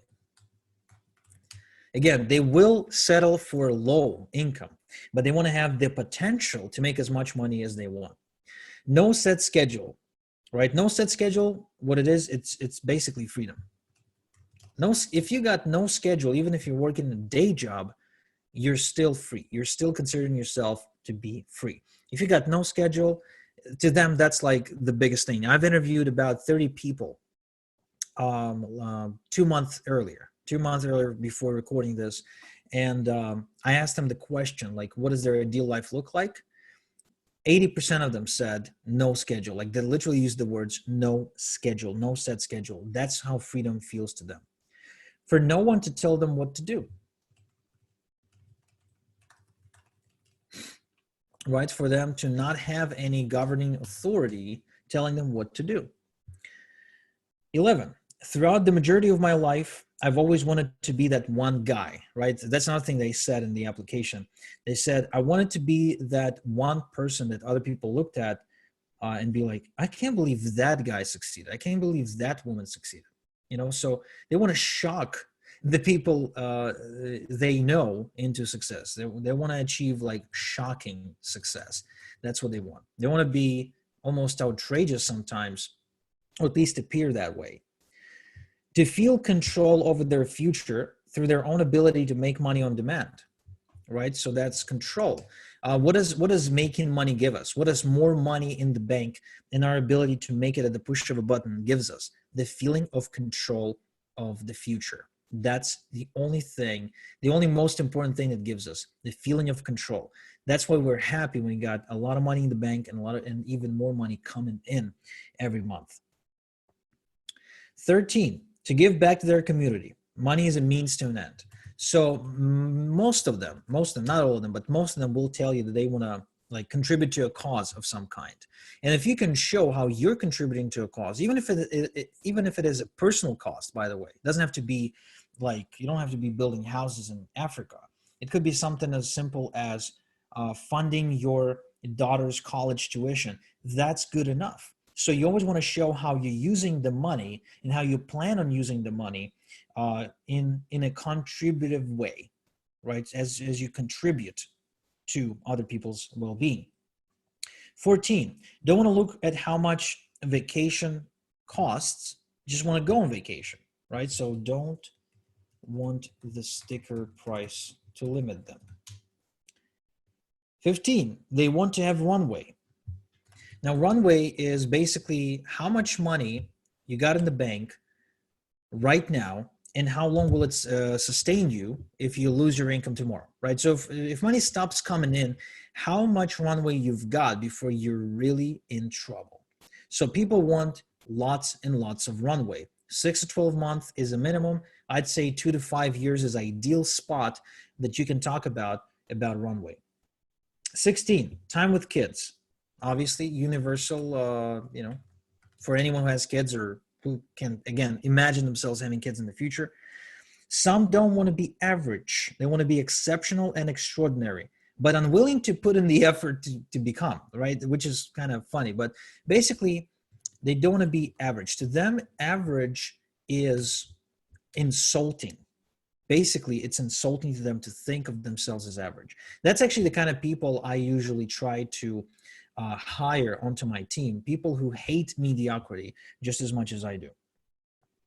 Okay, moving on to the next one. Guys, I'm going to stop interacting in the chat just so we can make sure to finish this one in time. Okay, we got 47 more minutes to go. So, built-in bias.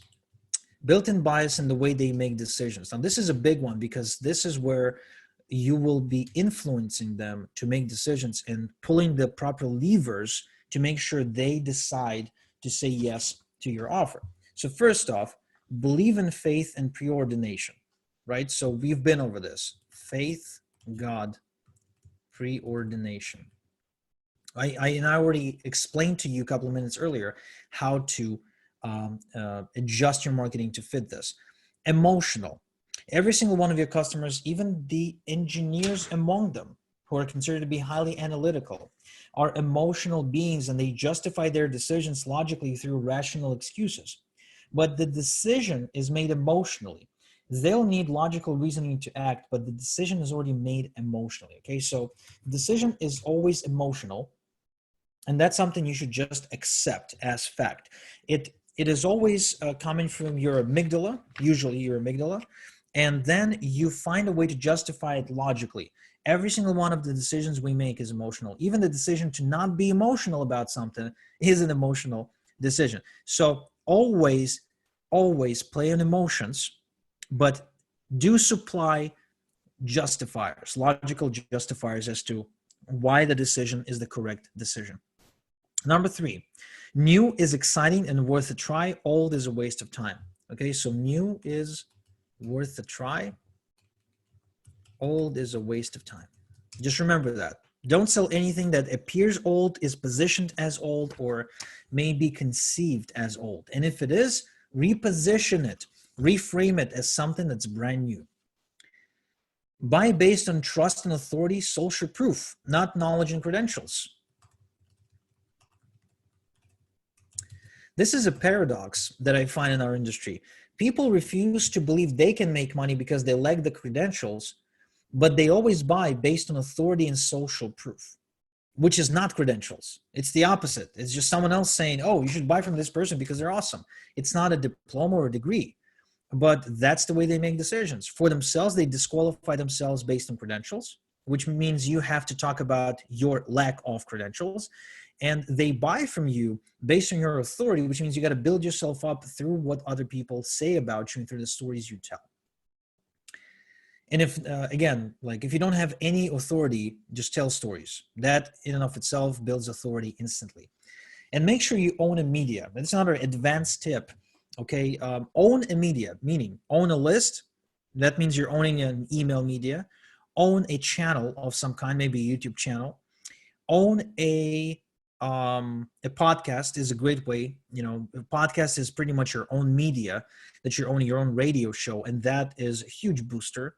Okay, do some webinars maybe. Webinars, again, same thing, it's a media.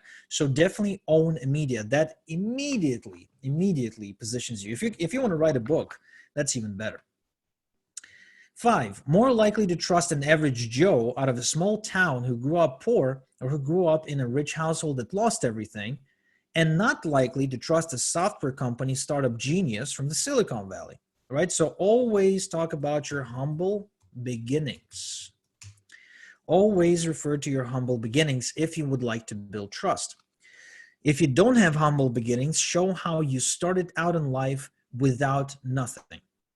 For example, Donald Trump always talks about how, in spite of his dad being a real estate mogul or a business mogul, or a business tycoon, probably the best word, that he never got anything from him but a loan.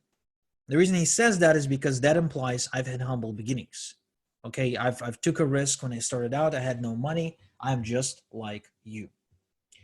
6, believe the opportunity, the program, the tool is the bridge that makes what used to be possible for others, but not for them, makes it possible for them, right? So opportunity, system, program is basically a bridge that makes everything possible.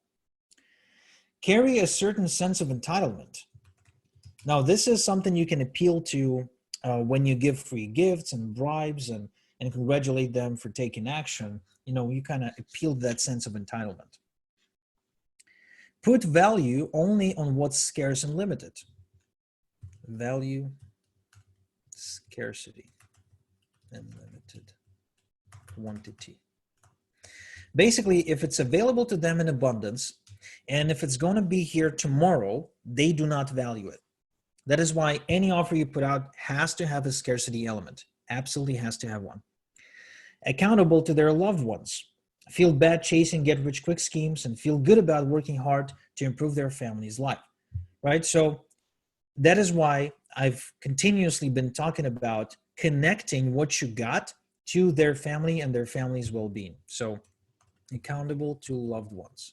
The one you can connect their action to how it improves the life of their family, they will be more likely to act. Mentally check out from their job because it gives their life no meaning. Okay? Which means you have to sell meaning. Meaning, right? Sell meaning and purpose. Make sure that they know what your meaning and purpose is. Okay, that is also very important. They will not follow you if you don't have meaning and purpose to what you do and you don't celebrate it in your marketing. Don't like feeling limited. Actually, I think I missed one. Hold on just a sec. All right. Willing to invest in a business that lasts. Easier to justify such investment because it can be passed on to their loved ones when they die, right? So invest in things that last. They don't want to invest in short term. They want to invest in long term, something they can pass on, especially the older generation, the baby boomers. Don't like feeling limited. Unlimited income potential or potential of very high income is required to attract their attention. At the same time, they aren't ambitious enough to strive towards multiple six-figure income and prefer to stay within their comfort zone. So while they will not go for $1 million, they want to have the potential to make one. We've already been about that. We spoke about that in the ideal outcome section. Basically, the potentiality of the income you're selling. That's why you got to show how the system is scalable, right? How you can scale it without investing all your time and everything else. 13, recognize the value of working smart, not hard, right? So they want to work smart, not hard. I mean, but this is the right thing to do, right? I mean, I'm sure you want to work smart, not hard, as well as myself. Let me take another sip of water. My throat is really drying up now.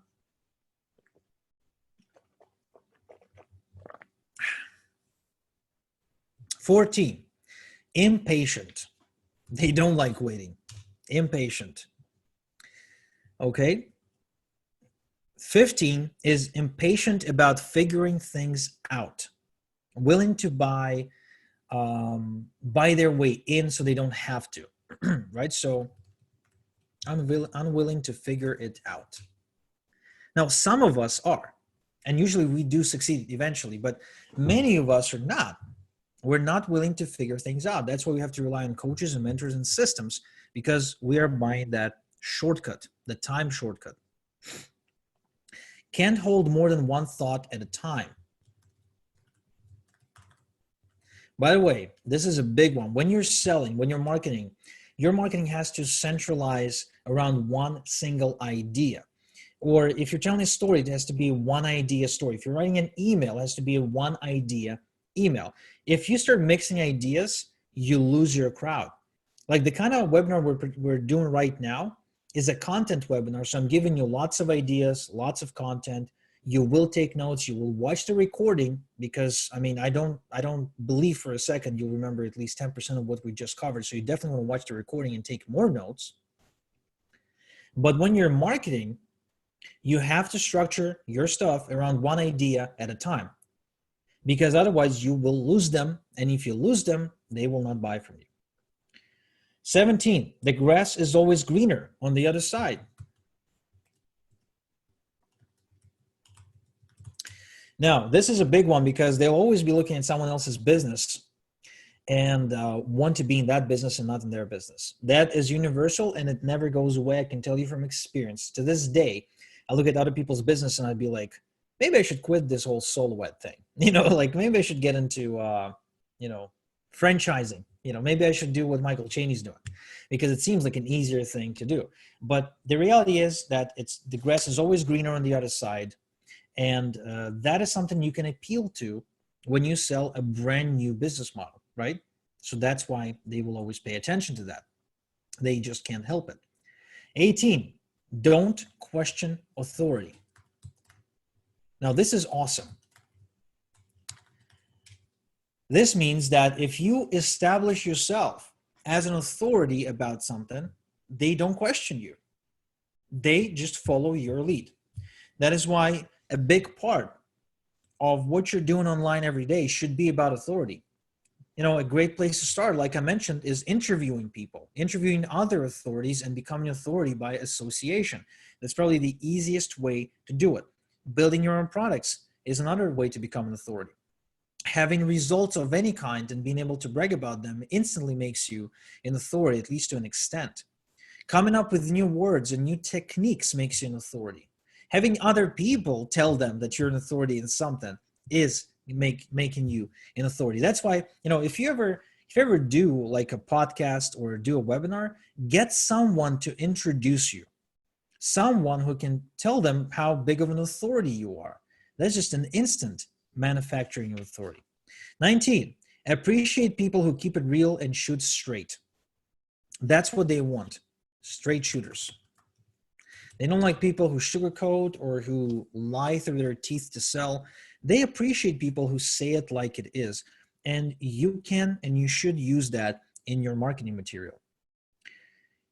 Conservative upbringing and belief system. Conservative upbringing.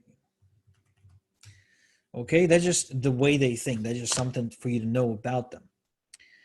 Time is more important than money. So they value time over money, especially the older generation. They realize they're going to die. So to them, money has less value than time. That's why they're willing to pay money to win time. So whenever you sell time more than you sell money. You will see an increase in your response. Okay, 22. And see, I got a lot of these. I got 41 of these particular ones, which means I spend a lot of time trying to figure out how do people make decisions. Okay, so these built-in biases, your job is to recognize them and then ask yourself, okay, how do I use this bias to my advantage? Do I play on it? Do I play against it? Do I kind of agree with it? And then if you paste them into something else, it's up to you to figure that out. But I'm giving you all the ways and all the reasons people make decisions, whether to say yes or no to any offer in our niche. 22, willing to make sacrifices to attain outcome. Okay, willing to sacrifice. They feel they're making the necessary sacrifices to attain a bigger outcome. That's big. And that is why they also need to have a big reason why, right? Something you must help them achieve, something you must help them get clarity on. Why are they doing it? Their reason why is big enough, like their family, they will sacrifice whatever little money you're asking, $500, $200, $100, $50, in the span of their remaining years they've got on this planet. And compared to the well-being of their family, even $5,000, even $10,000, even $20,000 is not a big price to pay. Is not a big price to pay. Really isn't. I paid an incredible amount of money to come here to Canada. I paid even more to kind of start over, buy furniture, buy cars, kind of resettle, get everything from scratch.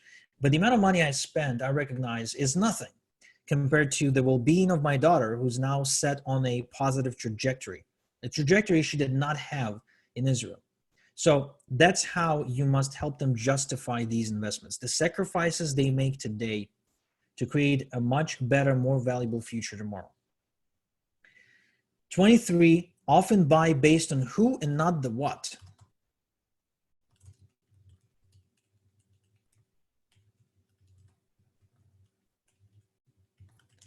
So that means that if your client has a favorite leader, they will pretty much buy anything from that leader, no matter what they come up with. If you are their favorite leader, guess what?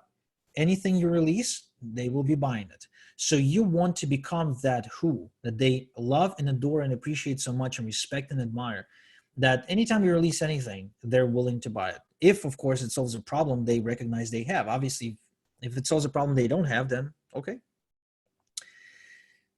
Hate their job because of the boring, predictable, and low-level life it gives them, right? So they basically hate their job. And they seek to create online business because they crave more excitement, freedom, and money in their life. Now, they're also afraid of uncertainty that comes with that. And so they look for certainty in tools, mentors, and systems. Many just want to be told what to do to make money. They trade their offline job for an online job. Now, what this means is that they hate certainty of job because it's boring, but seek certainty in uncertain entrepreneurial journey. Right, so it's a contradicting sort of backwards thing, but basically we must bash the job and how boring and predictable and a dead end it is. Then we must excite them about the entrepreneurial journey, and then we must show how it is much more certain than it seems. Right, so there is a degree of risk, but it's more certain than it seems by the use of the tools and the systems we offer. 25. Don't believe they're smart enough to figure things out on their own. Prefer for someone else to figure out and show the way. Okay? So we've been over this. They just don't like figuring things out. And I'm not even going to write this. Actually, I am going to write this. They prefer for someone else to figure it out. Yeah. 26. Willing to let go of the past and give second, third, fourth, fifth chance to the guru while clinging to their own past and often use it as a reason to fail. Right? So they basically willing to give second chances. So if any of you know the guy Vic Strizheus, you probably do. He's very popular in the income opportunity space. Now I've been observing Vic from before I became successful. And one of the first affiliate sales I've made, I think, was with his 48-hour cash machine. I admire him as a marketer. And anytime he releases a new program that supposedly is supposed to be better than the last one, I applaud him because he's got all the same people following him into the new program. So he releases a program, then he disappears for 4 months, and then he comes up with a new program. And then people join that program again. So what this tells me is that when you do it right, people are willing to give you second chance, third chance, fifth chance, as many chances as you need. The public will give you the chances. As long as you can come in and genuinely and transparently have that conversation with them and show that you understand what they're going through, which is what Vic is really, really good at. So definitely something to learn from observing marketers like Vic. 27, their hard drive is full of programs they bought and haven't gotten through yet, right? So they bought a lot and they did not go through anything. They're reluctant to buy more because they got all this other stuff to learn. So that's an objection. Reluctant to buy more because got stuff. This is why we often position what we sell as a brand new thing they haven't tried before that they need, okay? And that doesn't take a lot of time to implement because they're thinking, man, I got all this other stuff I invested and I still haven't got through them. How will I find the time to go through all this stuff? 28, and this is a huge secret. You want to highlight it with a yellow marker, and if you're doing it on a piece of paper, just circle it, put a star next to it, do whatever you have to. Reading marketing copy and watching video sales letters and attending webinars where they get sold on things is exciting to them. One of the few instances when they feel in control of their lives is when they're deciding whether or not to click the add to cart button, right? So buying equals control. Believe it or not, buying the next program gives them a shot, like a heroin shot, of feeling of control and excitement. And it basically uplifts them and gives them hope about the future. This is incredibly important for you to recognize. Incredibly important. 29, will listen to people who claim to predict the future. I didn't get that concept until about 8 years into it. And then I tried the tactic, to try to predict the future, and it works. They will listen to the people who predict the future. It is amazing. Both positive, in a positive way, and a negative way. Obviously, if you predict the future in a negative way, like what kind of gloom and doom is coming, they will listen to you even more. Easy way to get attention. 30, they think in movie clips. Basically, you need to show and not tell them. So when you use your marketing copy, try to paint pictures with your words. An example. I often talk about how I would prefer to work with people who I would love to hang out in real life. So, and I basically give an analogy that If I see my customers across the street, I don't turn away and try to make it seem as if I didn't notice them. If they kind of, wave at me from the other side, I actually wave back at them, and I, cross the street, I shake their hand, and we go and have a drink together. Like, but that's a picture, right? I just painted you a picture, and you imagine me waving hand, shaking someone else's hand, having a drink with someone. So definitely paint pictures, because they think in images, in little movies. You want to paint pictures.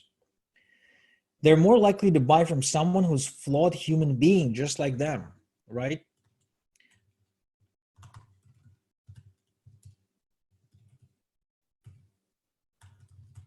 They hate perfect people. They hate people who pretend they are perfect. So you always want to be self-deprecating and talk about your flaws. 32, common enemy. Common enemy is the tactic, right? They always look for the common enemy when they're trying to buy from someone. That actually helps them justify the decision very easily.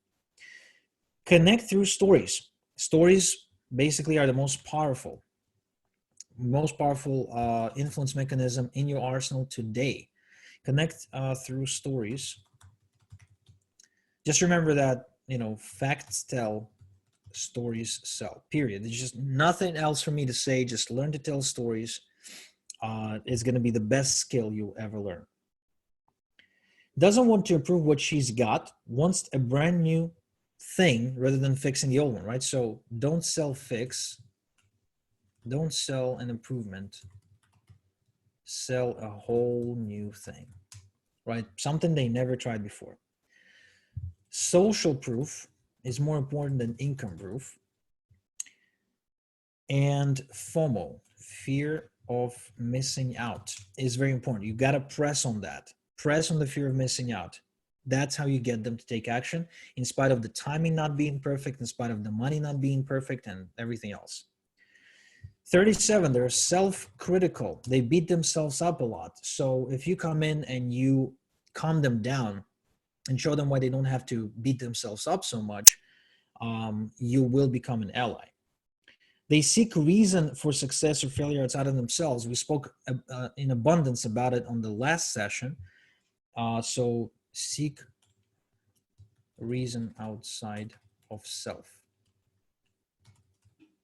It's important you recognize that they will seek for that reason both in terms of failure and success. So if they fail, they'll blame someone or something. If they succeed, they will also blame someone or something. They do not feel that they were the ones to create their own success. 39, believe you have to be at the right place at the right time and have the right tools and the right knowledge to get rich.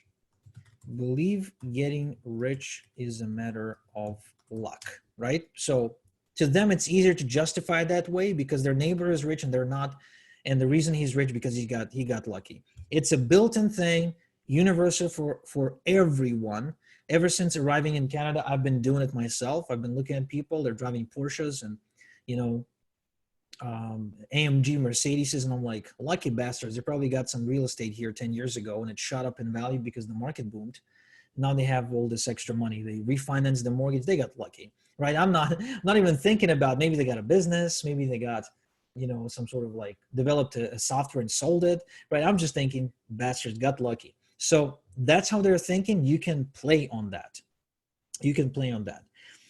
40, need to be told something 3 to 5 times in different ways to retain one idea. Okay, so repetition, use repetition. People don't retain ideas on the first exposure. Never happens. That's why I want you to watch the recording of everything that we do here, because I doubt you will remember it all. And 41, investment is a form of achievement. That's why we celebrate people who invest, because investment is achievement.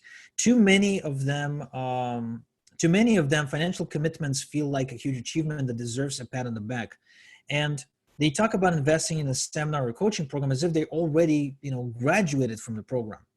We can use this to our advantage by celebrating investments as achievement when we talk about what we're looking for in a client. And it's important as well because their family does not celebrate them. Their friends and family ridicule them for investing in their success. So we must celebrate them. So I'm going to skip the one about the language, okay? And we're going to do the last one, and that is what keeps them awake at night staring at the ceiling. What keeps them awake at night? Basically, I want you to quite literally imagine someone not being able to fall asleep because they're like staring at the ceiling and they got thoughts. So the question is, what are those thoughts? So the first one is life has no meaning. And the person wondering, is this my life? Is this what my life comes down to? I'm leaving no mark. I'm not making the kind of money that I want. I'm not making any meaningful progress with my life. My life has no meaning. And they're miserable because of it. Second is, what's my life is going to look like? What is my life going to look like in 5 years? Like, if you can get them to think about that, they will listen to you and they'll do whatever you tell them to do if they do not see their life improving in 5 years or even getting worse. That's how I thought about everything since I started in this industry. I kind of looked into the future and I said, what will my life look like in 10 years? That was actually a Tony Robbins exercise.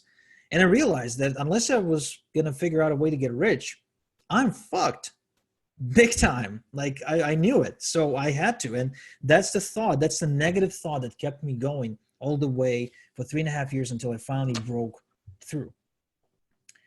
Now, I actually used this exact same question to this day to motivate myself. It's a whole different story. And I did a couple of podcast episodes about that. But this is a very powerful question, a very powerful question. Number 3, idea that life was supposed to be different by now. Basically, it's not just saying, okay, my life sucks right now, but wondering if there's a better life.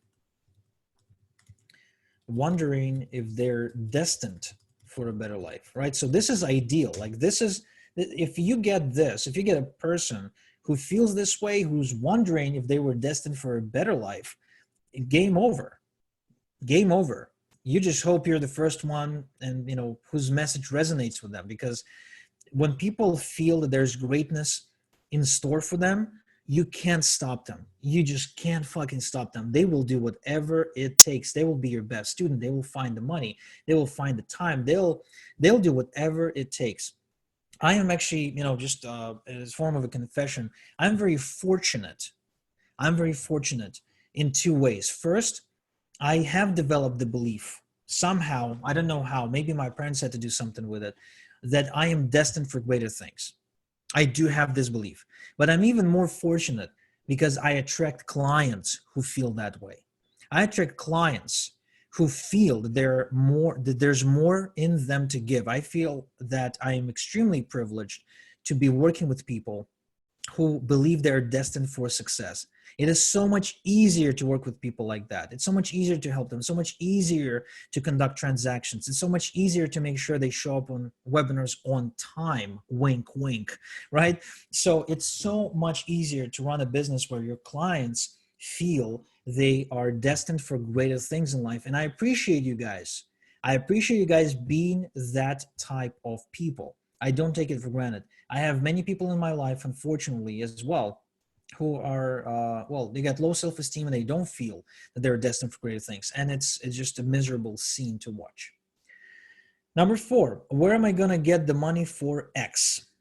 Where am I going to get money for X? Now, X is basically, a car repair, vacation, college tuition, whatever, right? It could be anything that's coming up. 5, the what if, right? The what if basically, what if when I was 18, I started this? What if I said yes to that opportunity? They wonder about that stuff. They do regret bad decisions, and they think about these decisions when the lights are off, when the Netflix is off, when there's no one else they can talk to, when they cannot escape their own thoughts. 6, self-doubt. We spoke about how they're really self-critical and they often cannot fall asleep because they beat themselves up about mistakes. 7, I work hard, but there's only X in my savings account. I work hard, but I only got X. Basically, I work really hard, but I'm not getting any richer. Makes no sense. What the fuck is going on? That is also a really good point of entry into their life. There's so many people out there who are really hard workers. They're diligent. They're really investing themselves. They're sacrificing so much time with their family for the sake of their job because they got to pay the bills. But they work so hard and they're not getting richer. And they see other people who barely work at all and get richer all the time.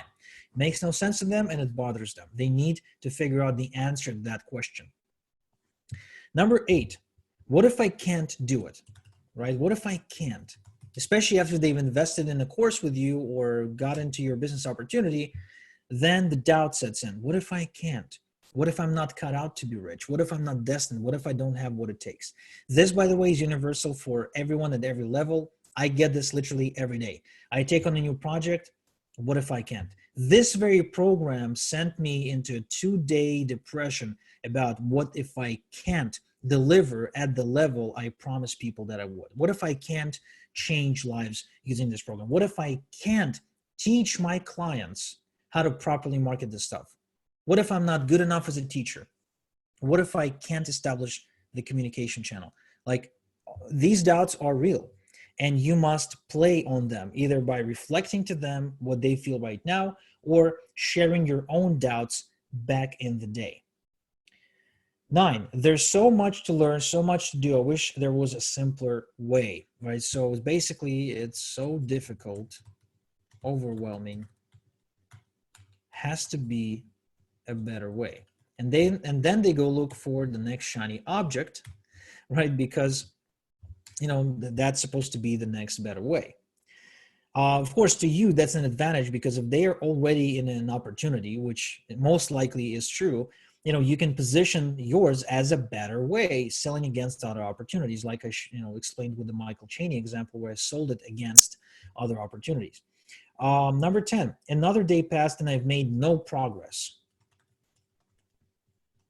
So when they already stepped onto the marketing journey, every day they're not making progress, they beat themselves up for that. And they're confused because they don't know why. So again, an easy thing to play on. 11, overwhelmed with information. Notice that a lot of these things are repeating themselves. Okay, a lot of these things are repeating themselves because it's just a common theme that comes up over and over and over again. And you don't need to have 100 things to talk about in your marketing. You only need about a good dozen, to really be successful. If you if you take all the marketing content out there from all the people who are making money, you'll notice so many common threads because there's only so many things we can talk about. We just always talk about these things from a different angle. That's all. So one important caveat, we have skipped several questions about what they've bought in the past and who is marketing to them similar programs right now. Now, these require you to talk to your target market as well as get out into the marketplace to find out what people are buying right now and what marketers are selling right now, which changes literally day to day. Like, it changes every week. So this is something you need to do on your own and on an ongoing basis to stay up to date with your market. Now, how you can do that is very simple. First off, get on the list of the people that are making a lot of money, right? Who are showing off big commissions. Get on their list and find out what they're selling. Then find out how they're selling it and how they're positioning it so you can model that, so you can dissect what they're doing based on what you've learned so far, okay? And you absolutely need to interview at least a couple of your best prospects. The way you do it, if you don't have customers right now, is you go back to your opportunity. Let's just say, again, I'll bring up Legendary Marketer as an example. You go to Legendary Marketer, find people who recently joined, fresh. Approach them when they join the Facebook group or become part of the community or they post something, and simply invite them to a free strategy session or free call. They will love to talk to someone who is a part of the opportunity. On this call, ask them these questions.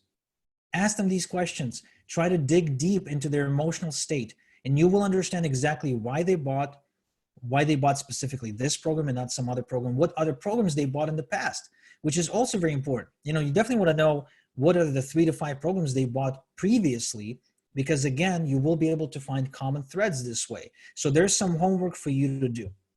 Now, moving forward, where to go from here? You must use this information to create your marketing content. The difference between marketing content and content is that the former advances the prospect towards a buying decision.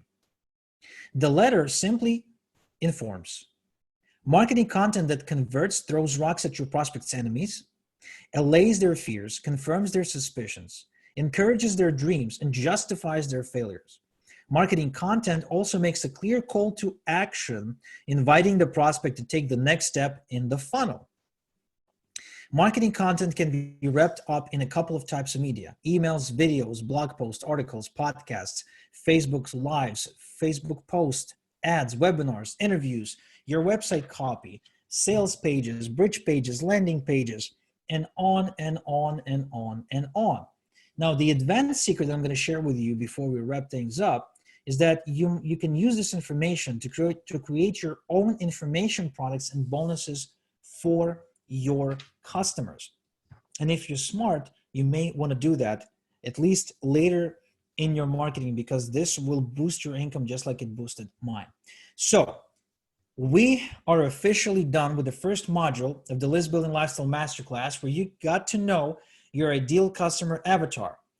And I'm really excited because we finally were able to wrap it up before the planned time. It's actually, we're at 2 hours and 20 minutes right now.